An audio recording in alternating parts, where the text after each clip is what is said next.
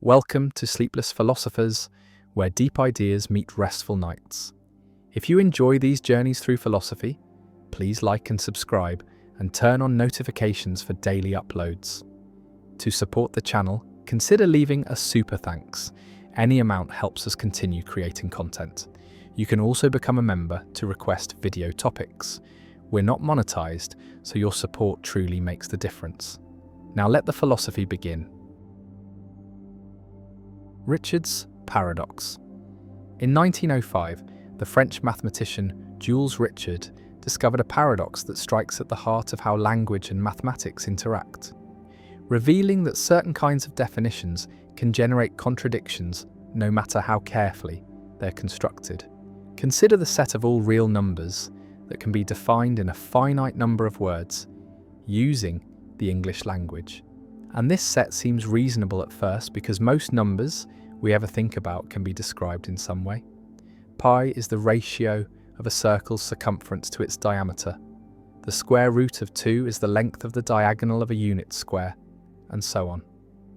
Since there are only finitely many words in the English language and only finitely many ways to arrange them into sentences of any given length, there can only be countably many such descriptions, which means there are only countably many real numbers that can be defined in this way.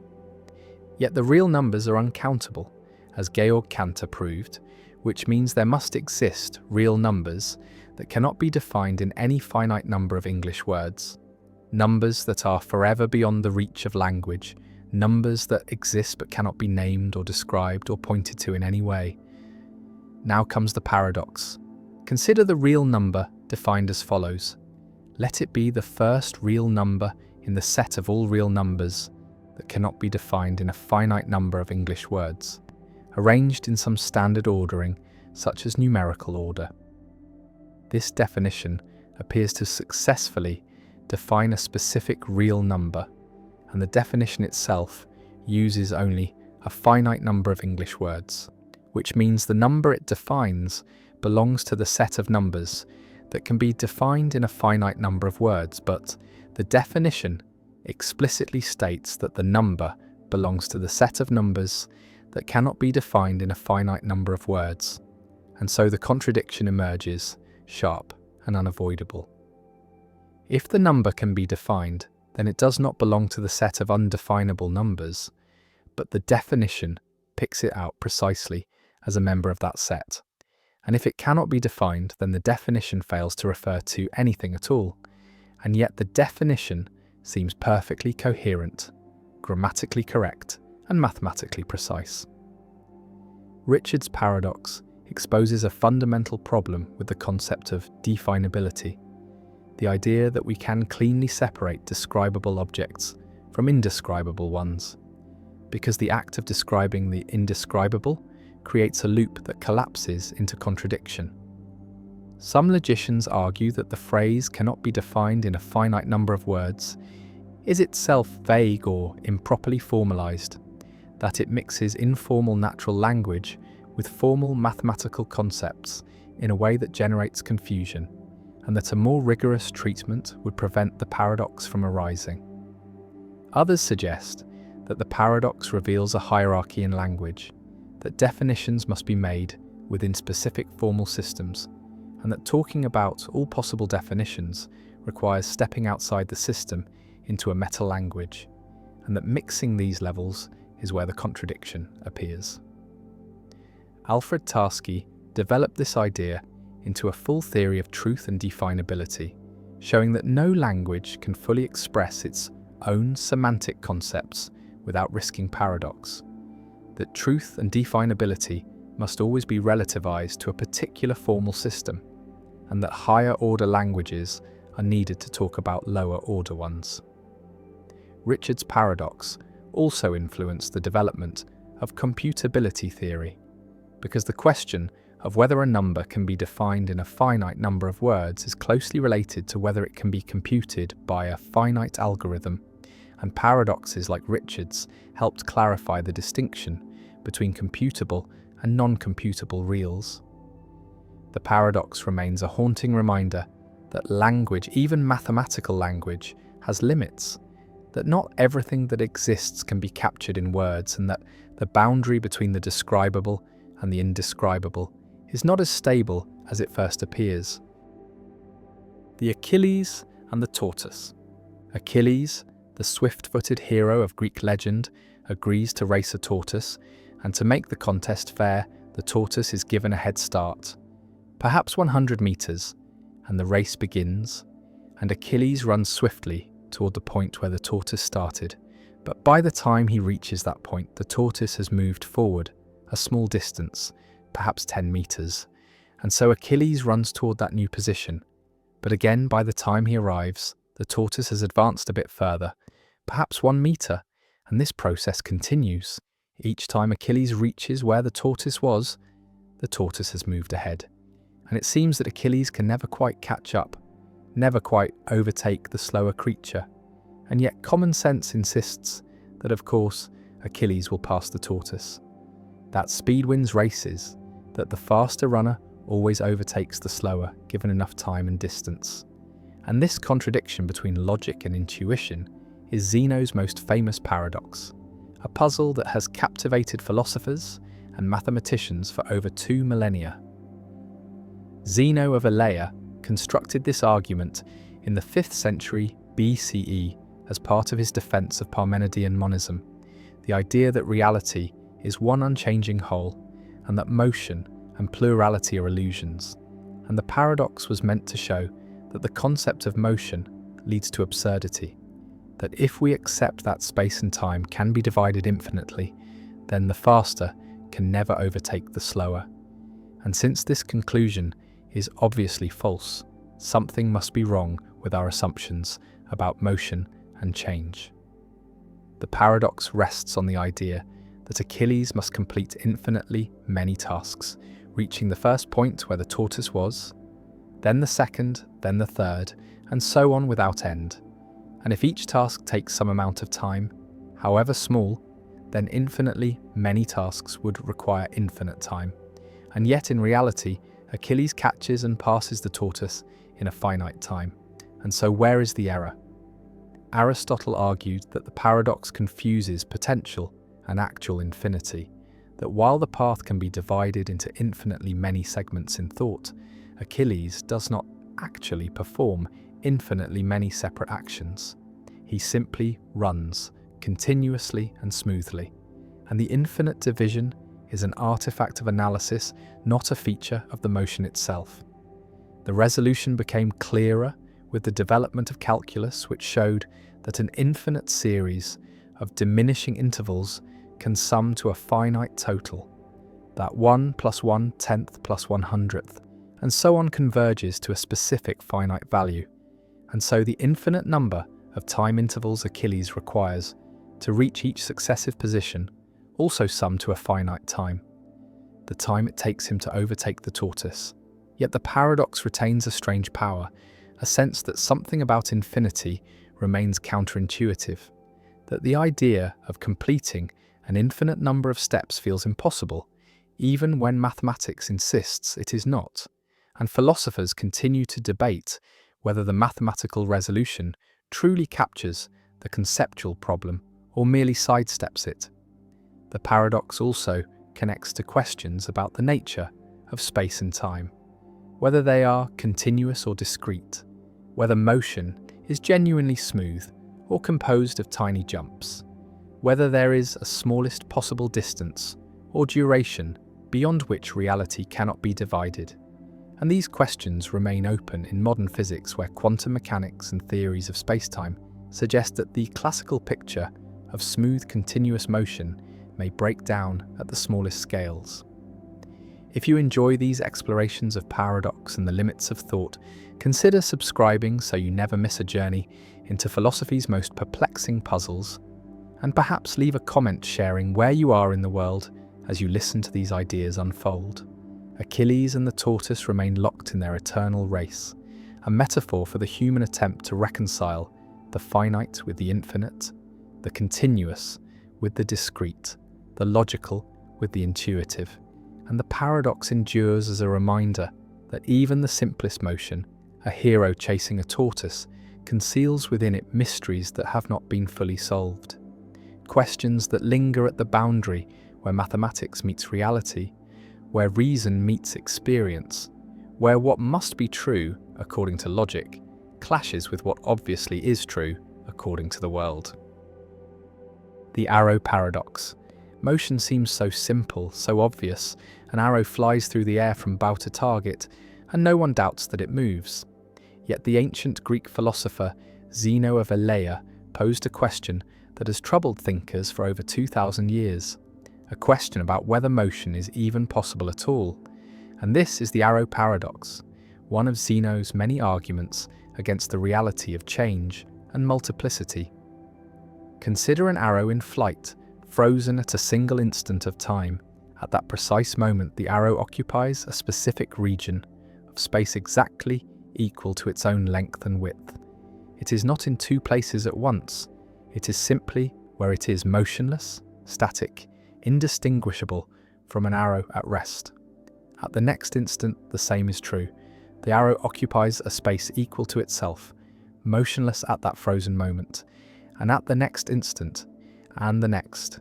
And if time is composed of a sequence of such instants, then at every instant the arrow is motionless.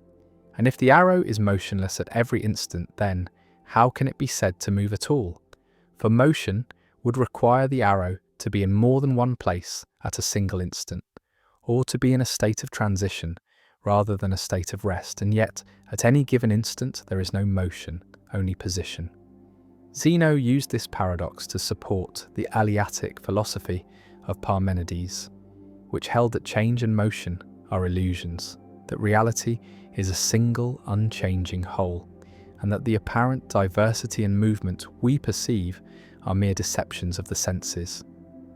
The arrow paradox strikes at the very concept of instantaneous velocity, the idea that an object has a speed at a single moment in time, and Aristotle attempted to refute Zeno by arguing that time is not composed of indivisible instants, but is continuous, that motion is not a series of static positions, but a process that unfolds over intervals, and that the paradox arises only if we mistakenly treat time as a collection of frozen moments, rather than a flowing continuum. Modern physics offers a different resolution through calculus, where velocity is defined as the derivative of position with respect to time, a limit that describes how position changes as the time interval approaches zero. And in this framework, instantaneous velocity is a well-defined concept. The arrow does have a speed at each moment, even though speed is not a property that can be observed in a single instant, but only inferred from the relationship between position and time. Yet some philosophers argue that the arrow paradox still points to something genuine and unresolved, a mystery about how the static and the dynamic relate, how a series of stillnesses can add up to motion, how being in a place can somehow become moving between places. Quantum mechanics adds another layer to the puzzle, because at the subatomic level, particles do not have definite positions and velocities simultaneously. The Heisenberg uncertainty principle states that the more precisely we know a particle's position, the less precisely we can know its momentum. And in some sense, the arrow paradox prefigures this strange quantum behavior, the idea that motion and position are not entirely compatible descriptions of reality. The paradox also connects to debates about the nature of time itself, whether time is discrete or continuous, whether it flows or is an illusion, whether the present moment is all that exists or whether past and future are equally real, and whether change is fundamental or derivative. Zeno's arrow hangs suspended in thought, motionless at every instant, yet undeniably in flight, a puzzle that refuses to vanish despite millennia of analysis, a reminder that even the most basic experiences, the flight of an arrow, the passing of time, the reality of motion, rest on assumptions that can be questioned, that beneath the surface of the obvious lies a tangle of conceptual difficulties that no amount of mathematics or physics has entirely smoothed away, and the arrow flies still, or perhaps it never moved at all, frozen forever in the paradox that bears its name. Skolem's paradox. Set theory describes infinite sets of different sizes, and Georg Cantor proved that the real numbers are uncountably infinite, that they cannot be placed in one-to-one correspondence with the natural numbers, that there are more real numbers than natural numbers. And this is one of the foundational results of modern mathematics, a theorem that establishes a hierarchy of infinities. But Thoralf Skolem discovered a paradox, or what appears to be a paradox, that threatens this result. And the paradox is that any consistent first-order theory that has an infinite model also has a countable model, a model where the domain consists of only countably many elements. And this is the Löwenheim-Skolem theorem, and applying it to set theory yields a troubling conclusion. If set theory is consistent, then it has a countable model, a model where the universe of sets is countably infinite. And yet within this model, the axioms of set theory are satisfied, including Cantor's theorem, which proves that the real numbers are uncountable. And so we have a countable model of set theory in which there exists an uncountable set. And this seems contradictory. How can a set be uncountable if the entire universe is countable? How can there be more real numbers than natural numbers if the whole model has only countably many elements? And this is Skolem's paradox. The resolution lies in understanding the distinction between internal and external perspectives, between how things appear from inside the model and how they appear from outside. From inside the countable model of set theory, all the axioms hold. Cantor's theorem is provable. The real numbers have no enumeration within the model. No bijection between the reals and the naturals exists as far as the model is concerned. And so internally, the reals are uncountable. But from outside the model, from the perspective of someone who can see the entire structure, the model itself has only countably many elements, and there exists a bijection between the elements of the model and the natural numbers. A bijection that is not itself an element of the model, that does not correspond to any set or function within the model. And so externally, the model is countable. And this distinction between internal and external is the key to resolving the paradox. Uncountability is relative. It depends on what bijections are available, and different models have different bijections.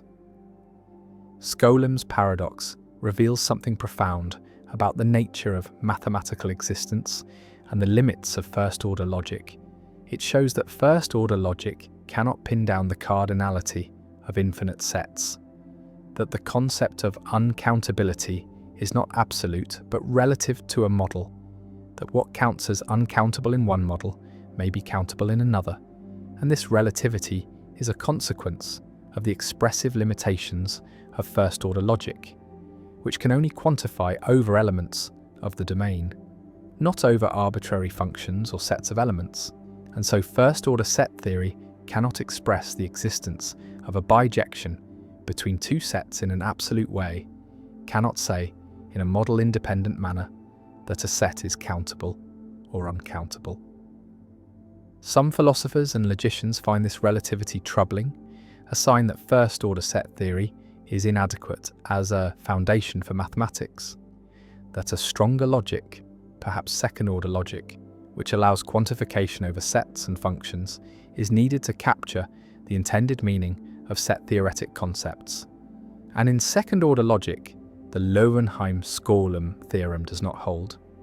There are categorical characterizations of structures, including characterizations of the natural numbers and the real numbers that pin down their cardinality uniquely. And so second-order logic avoids Skolem's paradox by being more expressive, by allowing statements that distinguish countable from uncountable models. But second-order logic has its own difficulties. It lacks complete proof systems. There is no algorithmic procedure that can, in principle, prove all second-order truths. And so the gain in expressiveness comes at the cost of losing some of the nice logical properties that first-order logic enjoys. Others embrace the relativity revealed by Skolem's paradox, arguing that it shows the conventional or perspectival nature of mathematical concepts, that cardinality is not an intrinsic property of sets, but a relation between sets and models, that what we call uncountable is simply a set that lacks an enumeration within a particular model, and that different models can disagree about what is countable without any of them being wrong.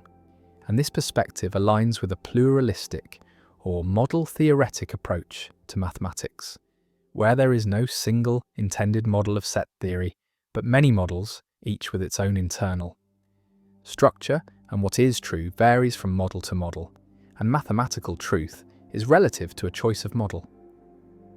Scolam's paradox also connects to issues about the definiteness of the continuum, about whether the set of real numbers has a well-defined cardinality, and the continuum hypothesis, which asks whether there is a set whose cardinality is strictly between that of the natural numbers and the real numbers. And this hypothesis is independent of the standard axioms of set theory, meaning that neither the hypothesis nor its negation can be proven from the axioms. And some mathematicians interpret this independence as evidence that the cardinality of the continuum is not a definite matter of fact, but depends on additional assumptions or on the choice of model. And Scolam's paradox reinforces this interpretation by showing that even the distinction between countable and uncountable is model dependent. The paradox remains a touchstone in the philosophy of mathematics and the foundations of logic.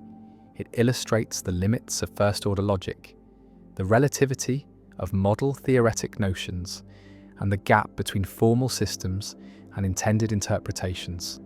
And it forces careful thinking about what it means to say that a set is countable or uncountable, about whether mathematical concepts have absolute meanings or are always relative to a framework, and about the relationship between syntactic provability and semantic truth. And the paradox has no simple resolution. Different philosophers and mathematicians draw different lessons, some seeing it as a defect of first-order logic, others as a feature revealing deep truths about the nature of infinity and cardinality. And the debate continues, with implications for how we understand the foundations of mathematics, the status of set theory, and the nature of mathematical truth. The countable model sits in logical space, containing sets and functions and real numbers, and within this model, Cantor's theorem holds. The reals are uncountable, no enumeration exists, but from outside the model, the whole structure is countable, all its elements can be listed, and the real numbers of the model, uncountable internally, are countable externally. And this doubling of perspective, this split between internal and external, is the heart of Scolam's paradox, a demonstration that perspective matters, that truth is not always absolute, that models can disagree, and that first-order logic, powerful as it is, cannot capture all the nuances of infinite cardinality. And the paradox endures, a puzzle that has shaped logic and set theory, a challenge that continues to generate discussion and debate, and a reminder that even the most basic mathematical concepts, even the notion of how many, become subtle and contested when applied to infinite collections. Schrödinger's cat, the pet that's both alive and dead. A cat sits in a sealed box, a box that cannot be opened or observed from the outside. And inside the box with the cat is a device, a quantum mechanism that has a 50% chance of killing the cat within 1 hour and a 50% chance of leaving the cat alive. Perhaps a vial of poison that will break if a single radioactive atom decays. And the decay is a quantum event, genuinely random, with no way to predict whether it will happen in the next hour. And so after 1 hour has passed, the cat is either alive or dead.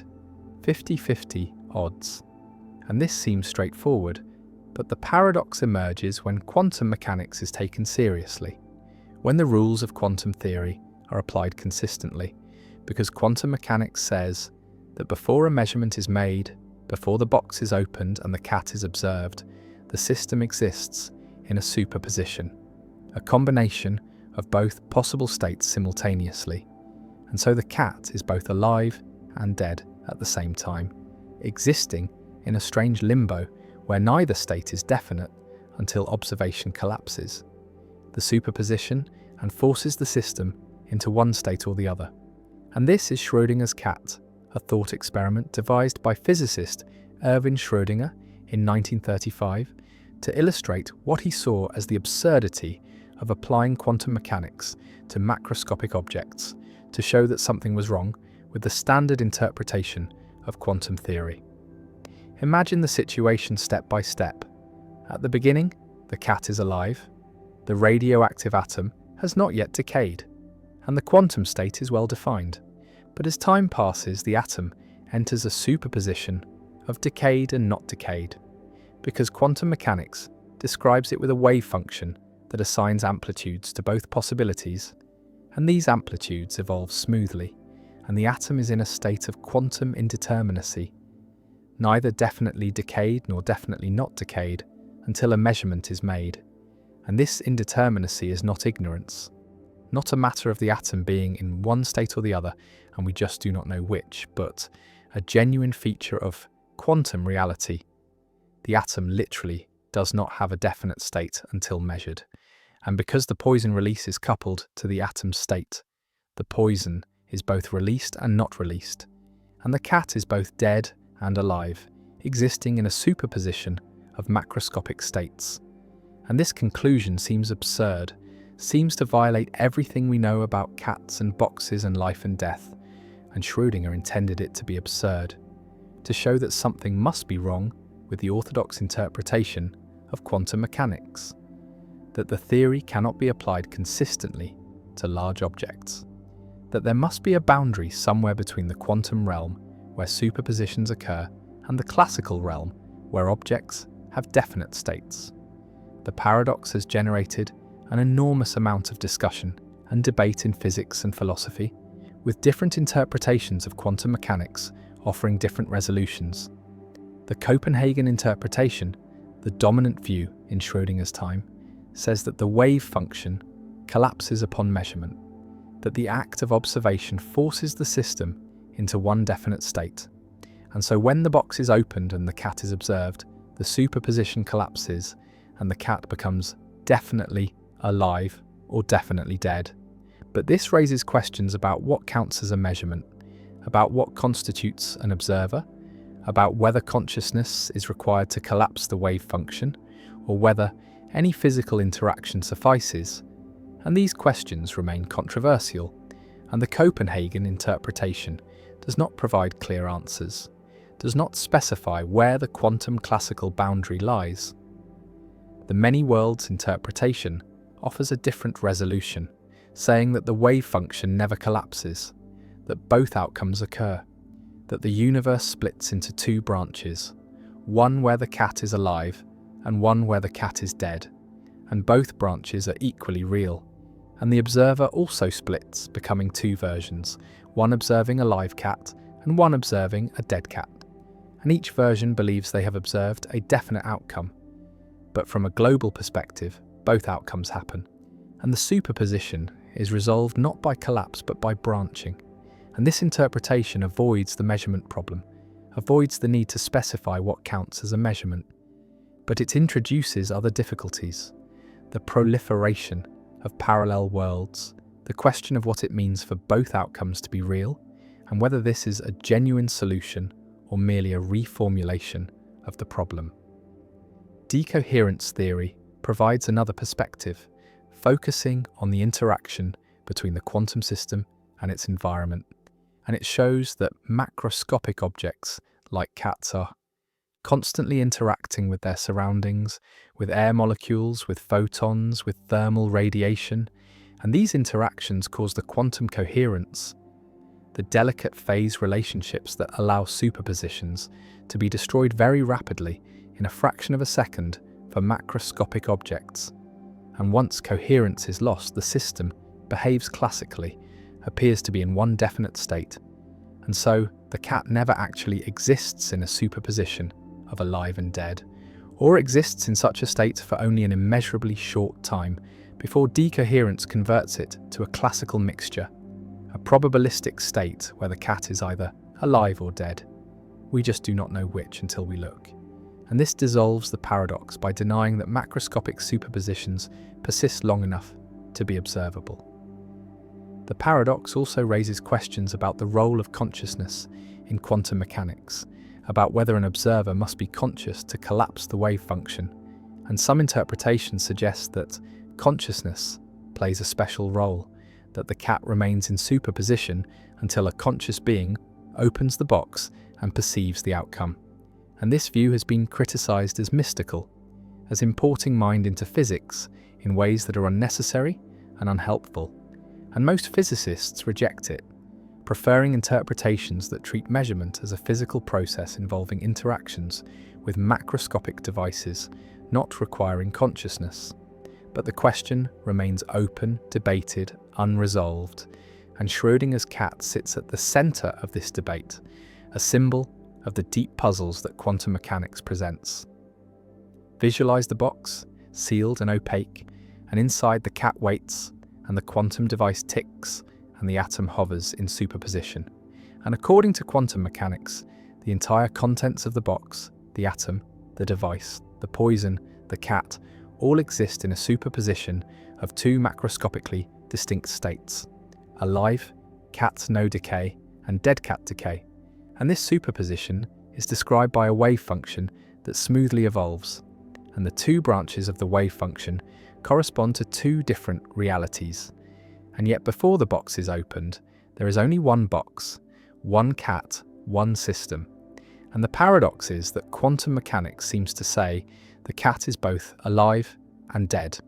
While common sense says the cat is either alive or dead, we just do not know which. And this clash between quantum formalism and classical intuition is the heart of Schrödinger's cat, a paradox that has no agreed-upon solution, that different interpretations resolve in different ways, and that continues to drive research in the foundations of quantum mechanics.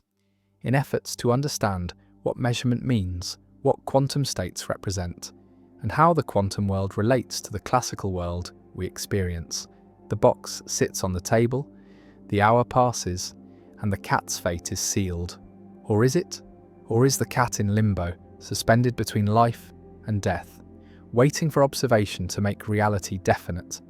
And the paradox endures, not because physicists do not understand quantum mechanics, but because quantum mechanics, understood correctly, leads to conclusions that seem impossible, that violate everyday experience, that force choices between interpretations that are empirically equivalent but conceptually divergent. And Schrödinger's cat remains the most famous illustration of this strangeness, a thought experiment that has entered popular culture, a paradox that symbolizes the weirdness of quantum reality. And the cat, alive and dead, real and hypothetical, continues to haunt physics and philosophy, a permanent reminder that the quantum world is not merely different in degree from the classical world, but different in kind, governed by rules that defy visualization and resist intuitive understanding. And the paradox persists, unresolved in the deepest sense, a puzzle that reveals the limits of human intuition and the challenge of making sense of a theory that works perfectly in practice but remains mysterious in principle. The Abilene Paradox: why groups choose what nobody wants. A family sits on a porch in Coleman, Texas, on a hot afternoon, comfortable, playing dominoes, and the father-in-law suggests driving to Abilene for dinner, 53 miles away in a car without air conditioning.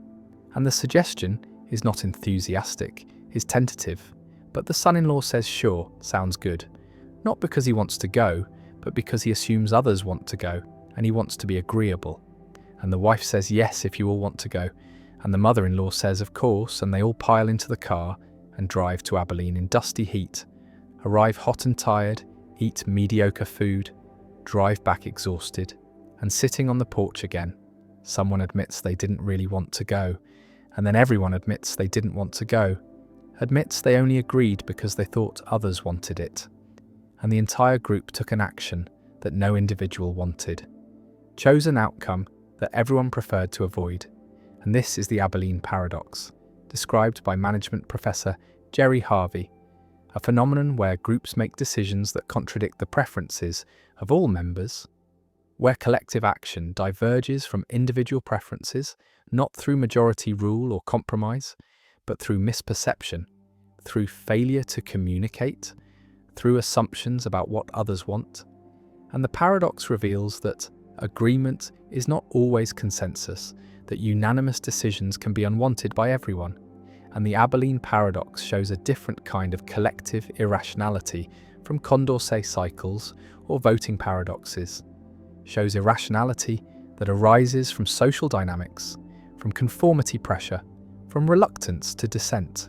And the paradox remains relevant for understanding group decision-making, for recognizing that groups can fail not just through conflict, but through false consensus, through everyone going along with what nobody wants. Imagine the psychology of each family member. Each sits on the porch comfortable, each prefers staying home, but each hears the suggestion and thinks, well, if someone is suggesting it, they must want it. I don't want to be the one who ruins everyone's plans. I should be agreeable. Go along, be a team player. And so each agrees despite preferring to stay, and no one voices their actual preference. No one says, I'd rather stay home. And the group collectively creates a false impression, creates the appearance of consensus when none exists, and everyone interprets others' agreement as reflecting genuine preference rather than social accommodation. And this mutual misperception drives the group toward an outcome no one wants. And the paradox unfolds. The trip is taken, the unwanted dinner eaten, and only afterward does truth emerge. Does communication clarify that everyone preferred staying home? And the group confronts the absurdity, the recognition that they did something no one wanted through failure to communicate authentically. The Abilene paradox differs from groupthink, where group members genuinely conform their preferences to the group, genuinely come to believe the group view. And Abilene involves no genuine preference change, involves only misperception, only assumption about what others want. And members maintain their private preferences, but suppress them out of social pressure, out of desire to be agreeable. And this suppression is the source of the paradox, creates the gap between public agreement and private preference, and the gap allows groups to pursue actions that everyone opposes. And breaking the paradox requires someone to voice dissent, to say, actually, I'd prefer not to go. And this dissent can reveal that others feel the same, can break the false consensus, but dissent is risky, is socially uncomfortable, requires challenging what appears to be group preference. And most people avoid this, prefer to go along, and the paradox persists. Visualize the Abilene paradox as a coordination failure, where the optimal outcome requires everyone to reveal their true preferences, requires honest communication, but social norms and psychological tendencies prevent this, create pressure toward agreement, toward accommodation, toward not rocking the boat. And these pressures are strongest when relationships matter, when group harmony is valued, when dissent risks social costs and family dinners and work teams and community groups all face Abilene risks. All can make decisions that no one wants, through false consensus, through failure to communicate authentically.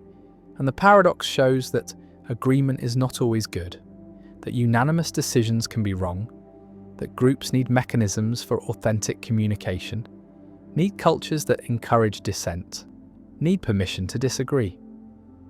One lesson from the Abilene paradox is the importance of honest communication, of creating environments where people feel safe expressing disagreement, where dissent is welcomed rather than punished. And organizations that suffer repeated Abilene paradoxes often have cultures of false harmony, have norms that discourage challenging proposals, have leaders who interpret dissent as disloyalty, and these cultures create conditions for Abilene, create pressure toward agreement, and preventing the paradox requires changing culture, requires valuing truth over harmony, requires encouraging people to voice concerns. And this is difficult, requires conscious effort, requires leadership that models disagreement, that rewards dissent, that avoids shooting messengers. Another lesson is about decision-making procedures, about how groups can avoid Abilene through structured processes, through anonymous voting, through devil's advocate roles, through explicit checking for consensus, through asking not just who agrees, but who disagrees and why. And these procedures create space for dissent, create permission to voice opposition, and reduce pressure toward false consensus. And effective groups use these procedures systematically, build them into decision-making, recognize that surface agreement may hide opposition, and these procedures are especially important for high-stakes decisions, for commitments that are costly to reverse. And the trip to Abilene is costly, is unpleasant for everyone, and could have been avoided with better communication. The Abilene paradox also appears in organizational settings, in corporations where teams pursue strategies that no one really supports, in committees that adopt policies no member wants, in groups that invest in projects everyone privately doubts. And these organizational Abilenes are costly, waste resources, damage morale, produce outcomes that serve no one's interests. And preventing them requires organizational awareness, requires training people to recognize Abilene dynamics, requires creating cultures where speaking up is safe, where dissent is valued, and many organizations fail at this. Have cultures of deference, have hierarchies, where subordinates agree with superiors even when privately opposed. And these cultures are Abilene-prone, create repeated paradoxes, and organizational effectiveness requires breaking these patterns. Some argue that the Abilene paradox is overstated, that genuine cases are rare, that most group decisions reflect genuine preferences of at least some members, and while everyone agreeing despite everyone opposing is uncommon, partial Abilene is more common, where some members oppose but remain silent, and the group pursues a course that a vocal minority supports while a silent majority opposes. And this partial Abilene is still problematic, still produces suboptimal outcomes, and preventing it still requires encouraging dissent, requires creating safety for opposition. The paradox also raises questions about responsibility, about who is responsible when groups make decisions no one wants. And the answer is everyone and no one. Everyone contributed through silence, through false agreement, through failure to voice opposition, but no one individually caused the outcome. No one individually chose wrongly. Each made a reasonable social decision to accommodate perceived group preferences. And the collective outcome is worse than any individual action merited.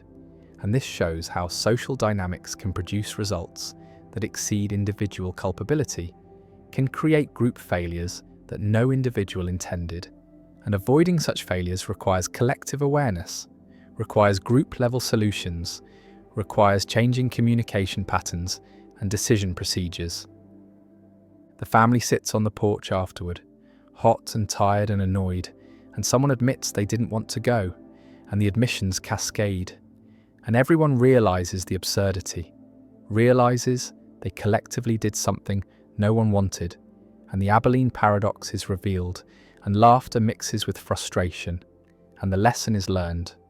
The importance of honest communication, the danger of false consensus, the need to voice dissent, and the paradox remains a permanent reminder that groups can fail not just through conflict, but through excessive agreeableness, through mistaken assumptions about others' preferences, through social pressures that suppress authentic communication, and the Abilene paradox endures as a cautionary tale about group decision-making, a demonstration that agreement is not always consensus, that unanimous decisions can be wrong, and that preventing collective irrationality requires creating environments where dissent is safe, where truth is valued over harmony, and where groups communicate authentically rather than accommodating falsely. The analysis paradox. Philosophy has long been concerned with analysis, with taking complex concepts and breaking them down into simpler components, with providing definitions that specify the necessary and sufficient conditions for the application of a term. And this project of conceptual analysis seems both important and straightforward.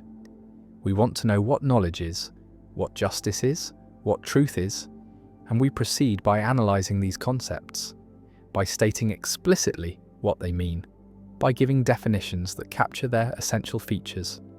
Yet there is a paradox lurking here, a puzzle about whether analysis is even possible. And this is the paradox of analysis, first articulated clearly by C.H. Langford and discussed extensively by G.E. Moore and others in the early 20th century. The paradox can be stated simply: suppose we offer an analysis of some concept. For example, we might analyze the concept brother as male sibling, and this analysis, if correct, should be informative, should tell us something we did not already know about what brotherhood consists in, should illuminate the concept by making its structure explicit. But if the analysis is correct, then the analysandum, the concept being analysed, and the analysans, the analysis itself, must have the same meaning. They must be synonymous, otherwise the analysis would be incorrect. It would not capture what brotherhood really is.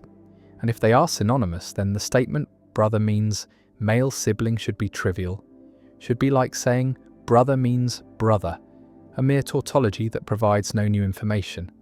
And so the analysis cannot be both correct and informative. If it is correct, then it is trivial. And if it is informative, then it is not a genuine analysis, but merely a stipulation or a proposed change of meaning.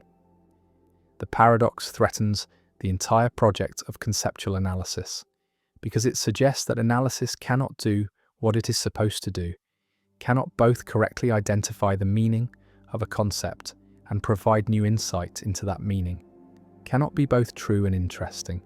And so either conceptual analysis is impossible, or our understanding of what analysis is and what it aims to achieve must be revised. One response to the paradox distinguishes between sense and reference, between the meaning of a term and what it picks out, and argues that an analysis can be informative even if the analysandum and analysans refer to the same thing, because they can differ in sense, in the way they present or describe that thing. And so the analysis brother means male sibling is informative, because even though brother and male sibling refer to the same set of individuals, they present that set in different ways, one as a family relation and the other as a combination of gender and kinship. And this difference in sense makes the identity statement informative rather than trivial.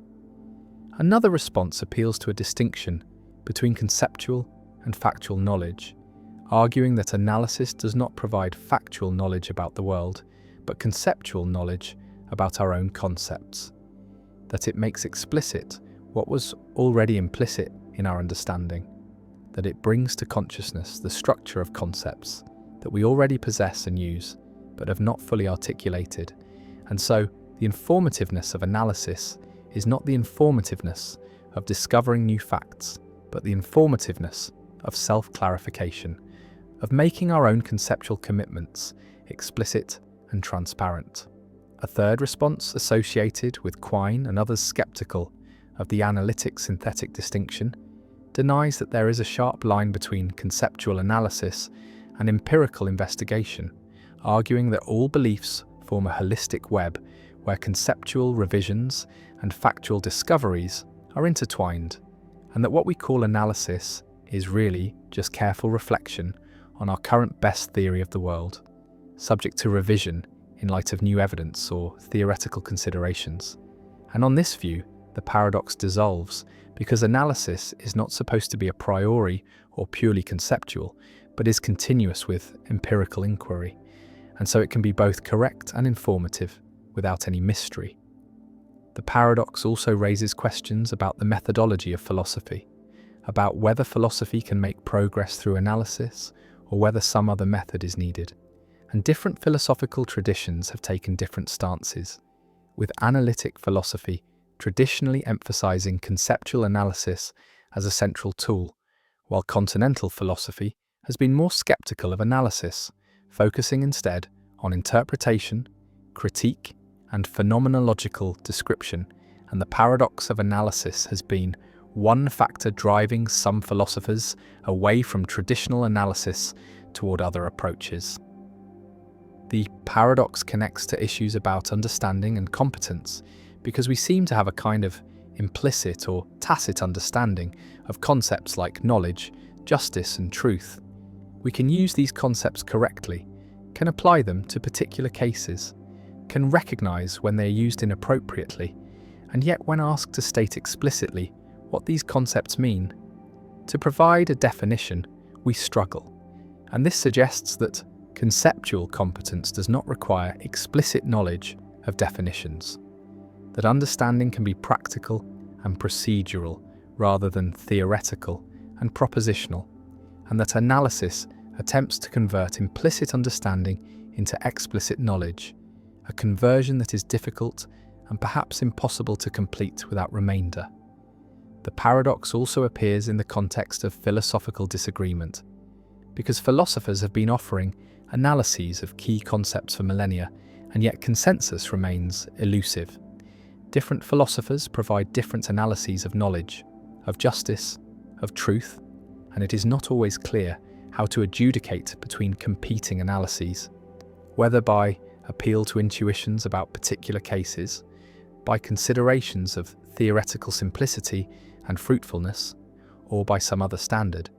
And the lack of agreement raises the question of whether these concepts have determinate meanings that analysis can discover, or whether they are vague, contested, or essentially contested, such that no single analysis could capture all the ways they are legitimately used.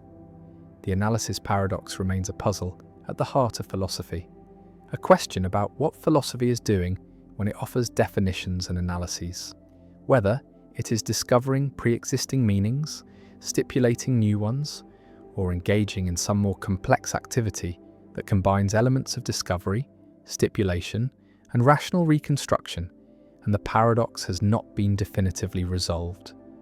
Different philosophers find different responses more or less compelling, and the debate continues, with implications for how we understand the nature and methods of philosophical inquiry. And the concept sits there, waiting to be analysed, inviting us to state its essence, to specify its conditions, to make explicit what we already implicitly know, and yet the analysis, when offered, seems either to tell us nothing new or to change the subject, to offer a different concept rather than clarifying the original one. And the paradox persists, a thorn in the side of analysis, a reminder that understanding is more elusive than it appears, that the gap between knowing how to use a concept and knowing what it means is wider than we thought, and that philosophy, despite its ancient commitment to clarity and definition, to making the implicit explicit and the confused clear, may be chasing a goal that is inherently problematic, inherently paradoxical, a goal that recedes as we approach it, that becomes more obscure the more we try to illuminate it, and yet we continue to analyse, to offer definitions, to seek clarity, because the alternative, giving up on understanding, seems worse. The bald man paradox. A man stands before a mirror, his hair full and thick, and no one would call him bald, this much is certain. And yet time passes and hairs fall, one by one, slowly at first and then with gathering speed. And the question that haunts philosophers is simple and unanswerable. At what precise moment does this man become bald, after which single hair crosses the threshold from not bald to bald, and the intuition rebels against the idea that one hair could make such a difference, that the removal of a single strand could transform a person's category, could change a truth about them in such a fundamental way. The bald man paradox is a version of the Sorite's paradox, focused specifically on baldness, but illustrating the same underlying problem about vagueness, boundaries, and the limits of classification. And it asks us to consider whether baldness admits of sharp boundaries, or whether it is inherently vague, a matter of degree rather than kind. And if it is vague, then how can we use the term meaningfully? How can we say that someone is bald or not bald when there seems to be no clear line separating the two states? Imagine the process in reverse, starting with a completely bald man, hairless and smooth, and now a single hair appears on his head, and surely one hair does not make him not bald. The presence of a single hair is negligible, imperceptible to casual observation, and if one hair does not change baldness, then neither does two. and if 2 do not, then neither does 3. And this reasoning continues, step by step, until the man has a full head of hair, and yet according to the logic he should still be bald because no single hair made the difference. And this conclusion is absurd. And so something must be wrong with the reasoning. But what? The paradox forces a choice between several uncomfortable positions. One option is to accept that there is a sharp boundary, a precise number of hairs that separates bald from not bald, perhaps 10,000 hairs or 5,000 or some other specific number. And anyone with fewer hairs than this threshold is bald, while anyone with more is not bald. And this view preserves classical logic, maintains that every statement is either true or false, that vagueness is merely epistemic, a matter of our ignorance about where the true boundary lies, but this position strikes many as implausible because it seems arbitrary. There is no principled reason why 10,000 hairs should be the cutoff rather than 10,001, and the idea that baldness depends on such a precise count feels wrong, disconnected from how we actually use the term.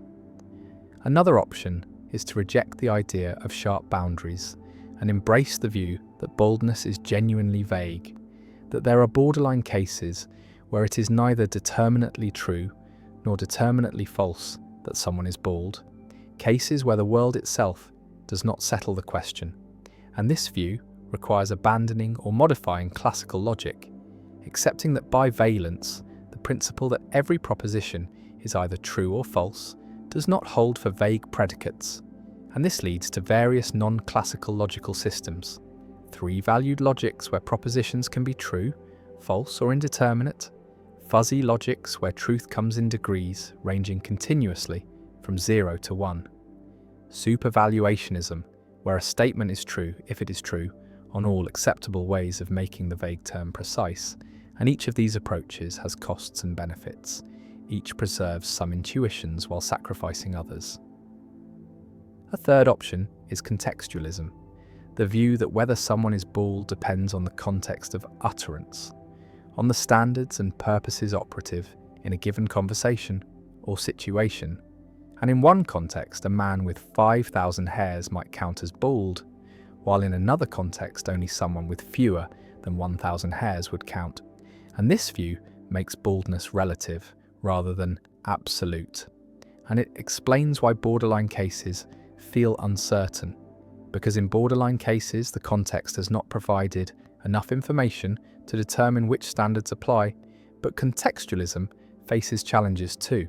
It must explain how context determines standards, whether there are constraints on what standards can be operative, and whether contextualism avoids the Sorites paradox or merely relocates it to the question of when contexts shift. The bald man paradox also connects to broader questions about language, reference, and the relationship between words and the world.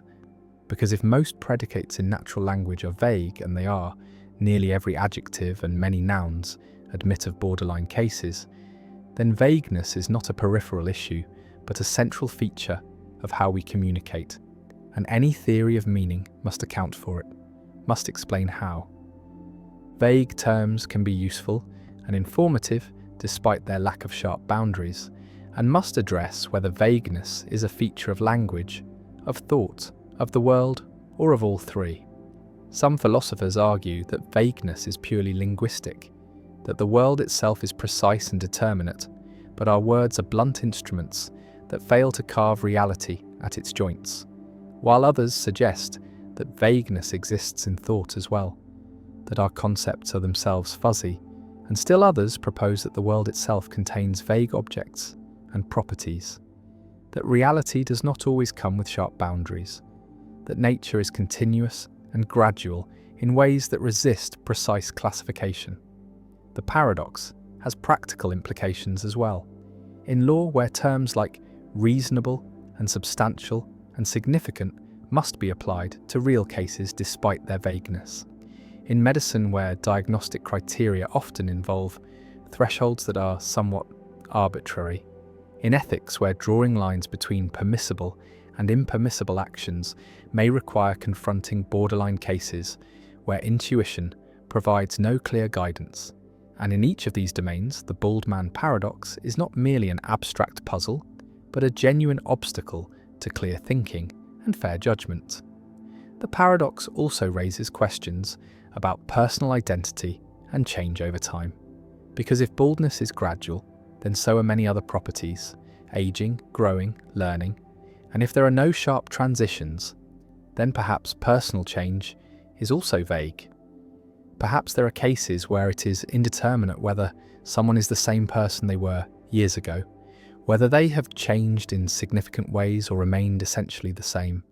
And this connects to deeper issues about persistence, continuity, and what it means to endure through time.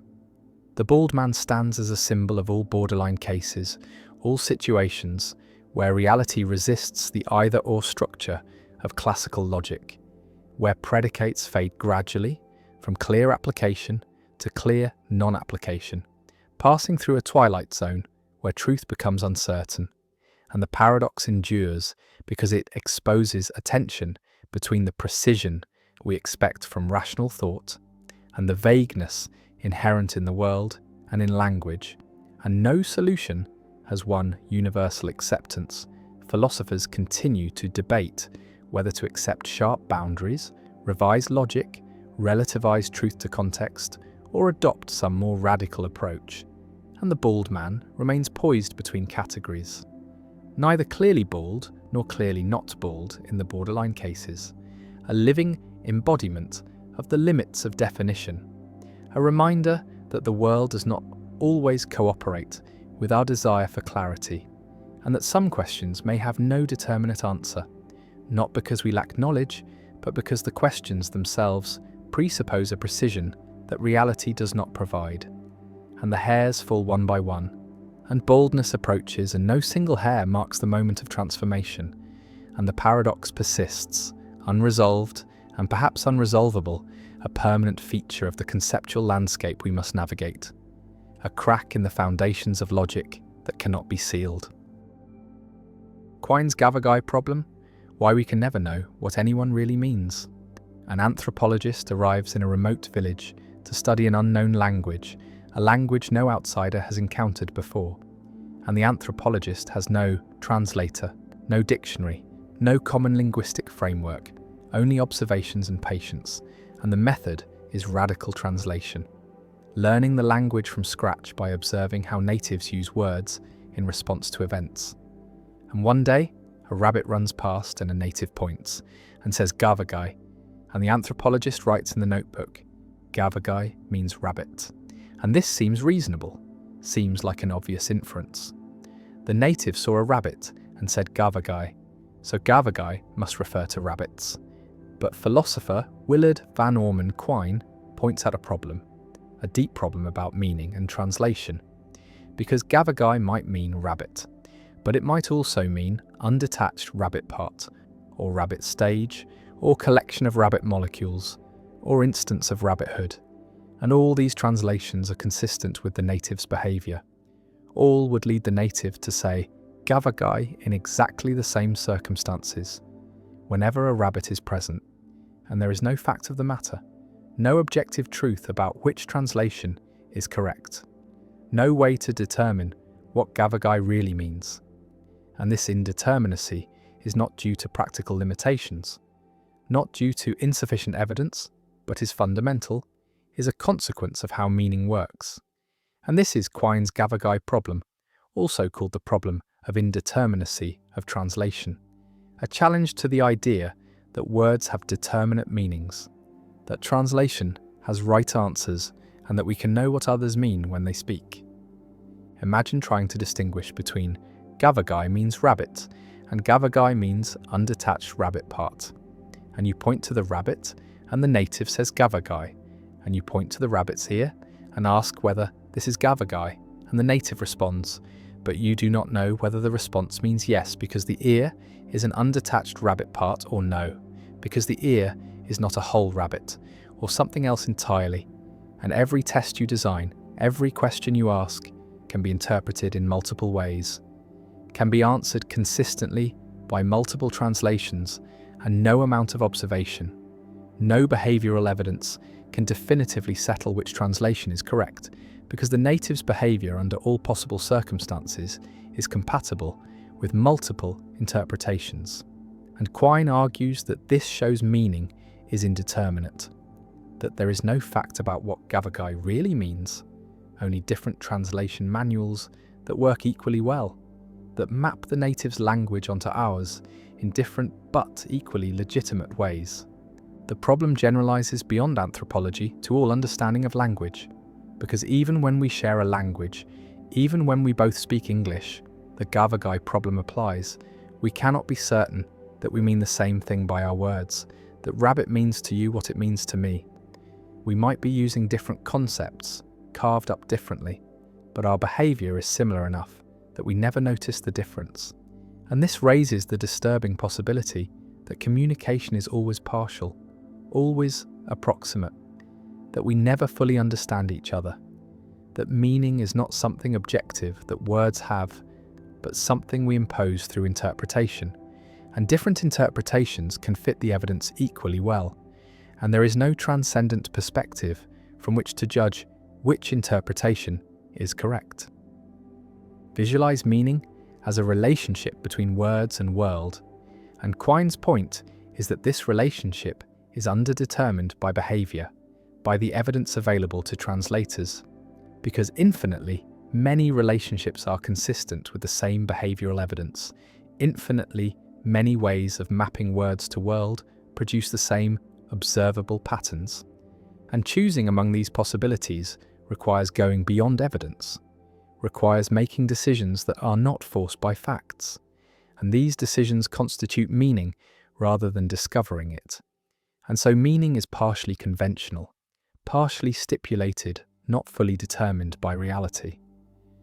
The Gavagai problem challenges referential theories of meaning, theories that say words mean things because they refer to objects in the world, because rabbit refers to rabbits, and water refers to water, and Quine's argument shows that reference is inscrutable, cannot be determined from behaviour alone, because words can be interpreted as referring to different things, different ways of carving up reality, and all interpretations fit the evidence. And so reference is not an objective relation, but is relative to a translation manual, relative to a scheme of interpretation, and different manuals.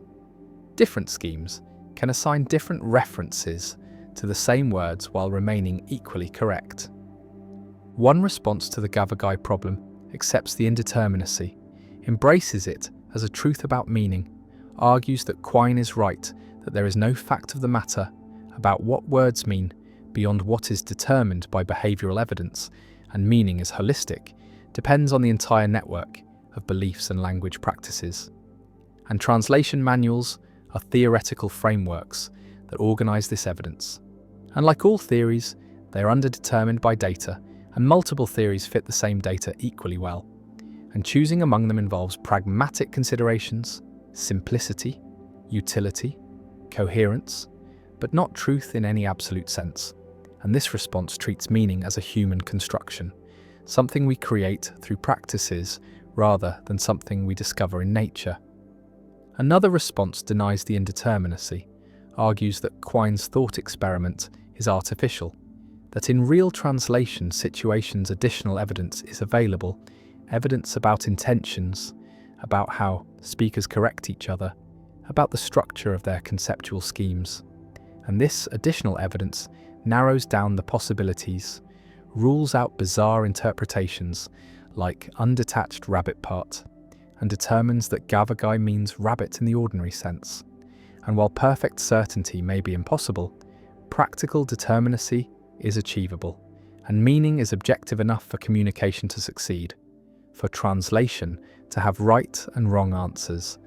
And the Gavagai problem is an epistemological worry, a concern about how we know what words mean, but it does not show that words lack determinate meanings, only that discovering those meanings is difficult. A third response appeals to charity, to the principle that we should interpret speakers as making sense, as having coherent beliefs, as speaking truly most of the time, and this principle constrains translation, rules out interpretations that make speakers irrational or massively mistaken, and while charity does not uniquely determine translation, it narrows the range of acceptable interpretations, and combined with simplicity and other pragmatic virtues, it makes translation tractable, makes it possible to arrive at good translations, even if not perfect ones. And this response treats translation as an interpretive practice, guided by norms rather than as a purely empirical investigation, guided only by behaviour. The Gavagai problem also connects to broader philosophical issues about realism and anti-realism, about whether there are objective facts independent of our theories and languages. Because if meaning is indeterminate, then perhaps reality itself is indeterminate. Perhaps there is no fact about whether rabbits or undetached rabbit parts exist, only different ways of organising experience, different conceptual schemes that carve up the world differently. And Quine's ontological relativity, his claim that what objects exist is relative to a language or theory, follows from the Gavagai problem, from the recognition that reference is inscrutable, that we cannot say what exists absolutely, but only what exists relative to a framework. The anthropologist sits with a notebook, the word Gavagai recorded, the translation uncertain, and the native speaks, and the anthropologist interprets, and communication proceeds approximately, pragmatically, successfully enough for practical purposes, and whether Gavagai really means rabbit or something else remains undetermined, remains a question without an answer, and Quine's problem persists, not as a practical obstacle to translation, but as a philosophical challenge to theories of meaning, as a demonstration that meaning is more elusive than we thought, more dependent on interpretation and less determined by facts. And the Gavagai problem endures as one of Quine's most influential contributions, a thought experiment that changed how philosophers think about language, about meaning, about translation, and about the relationship between words and world. And the problem remains unsolved, perhaps unsolvable, a permanent feature of linguistic philosophy, a reminder that understanding each other is harder than it seems, that meaning is indeterminate, that communication is an achievement rather than an automatic consequence of shared language, and that the gap between what we say and what we mean, between our words and their reference, can never be fully closed. And the rabbit runs past and the native says, Gavagai, and we translate approximately, hopefully, never quite certain that we have understood. McTaggart's paradox of time, why past, present and future are contradictory. A philosopher named J.M.E. McTaggart constructs an argument attempting to prove that time is unreal, that temporal distinctions are contradictory, that past, present and future cannot coexist, and the argument begins by distinguishing two ways of thinking about time. The A series, which orders events as past, present or future, and the B series, which orders events as earlier than or later than each other. And McTaggart argues that the A series is essential to time, that change requires events to move from future to present to past, that without this passage, without the A series, there is no real time. But the A series is contradictory, generates logical problems, and therefore time is unreal, is an appearance generated by our temporal perspective, but does not correspond to ultimate reality. And this is McTaggart's paradox of time, one of the most famous and most controversial arguments in the philosophy of time, an argument that has shaped all subsequent debates about the nature of time, about whether time is real or illusory, about whether the passage of time is objective or subjective. Imagine time as having two aspects: the A series aspect where events are classified as past, present or future, where we say the meeting is future, is happening now in the present, was past yesterday, and events change their A series position, move from future to present to past, and this movement is time's passage, is what makes time dynamic. And the B series aspect where events are ordered as earlier or later, where we say the meeting is later than breakfast and earlier than dinner, and these B series relations are fixed, do not change. The meeting is always later than breakfast, regardless of when we consider it. And McTaggart argues that the A series is essential for real time, that the B series alone is not sufficient, that time requires passage, requires events to change from future to present to past, but the A series is contradictory, and so time is impossible, is unreal. The paradox emerges from the fact that A series properties are contradictory. Every event is past and present and future. The meeting is future before it occurs, is present when it occurs, is past after it occurs. And so the meeting has all three properties, is past and present and future. And these properties are incompatible, cannot all be instantiated by the same event. And so the A series generates contradiction. And the standard response is to say that events have A series properties at different times. The meeting is future at earlier times, present at its time of occurrence, past at later times. And this seems to resolve the contradiction by indexing A series properties to times. But McTaggart argues this does not help, because now we must ask whether the times themselves are past, present, or future. And the same problem recurs. If the time at which the meeting is future is itself past, then the meeting is past and future, and contradiction remains. And indexing to times does not eliminate the contradiction, but only pushes it back. McTaggart argues that the only way to avoid contradiction is to eliminate the A series, to accept that events do not really move from future to present to past. That passage is illusory, that reality consists only of the B series, only of earlier-later relations. But the B series without the A series is not real time, is only a static ordering, lacks the dynamism, lacks the passage that is essential to time. And so time is unreal, is an appearance that our consciousness generates from a fundamentally timeless reality. And McTaggart's position is a form of idealism about time, treats time as mind-dependent, as not part of the ultimate structure of reality. Visualize the paradox as a vicious circle. Events have A-series properties, but these properties are contradictory.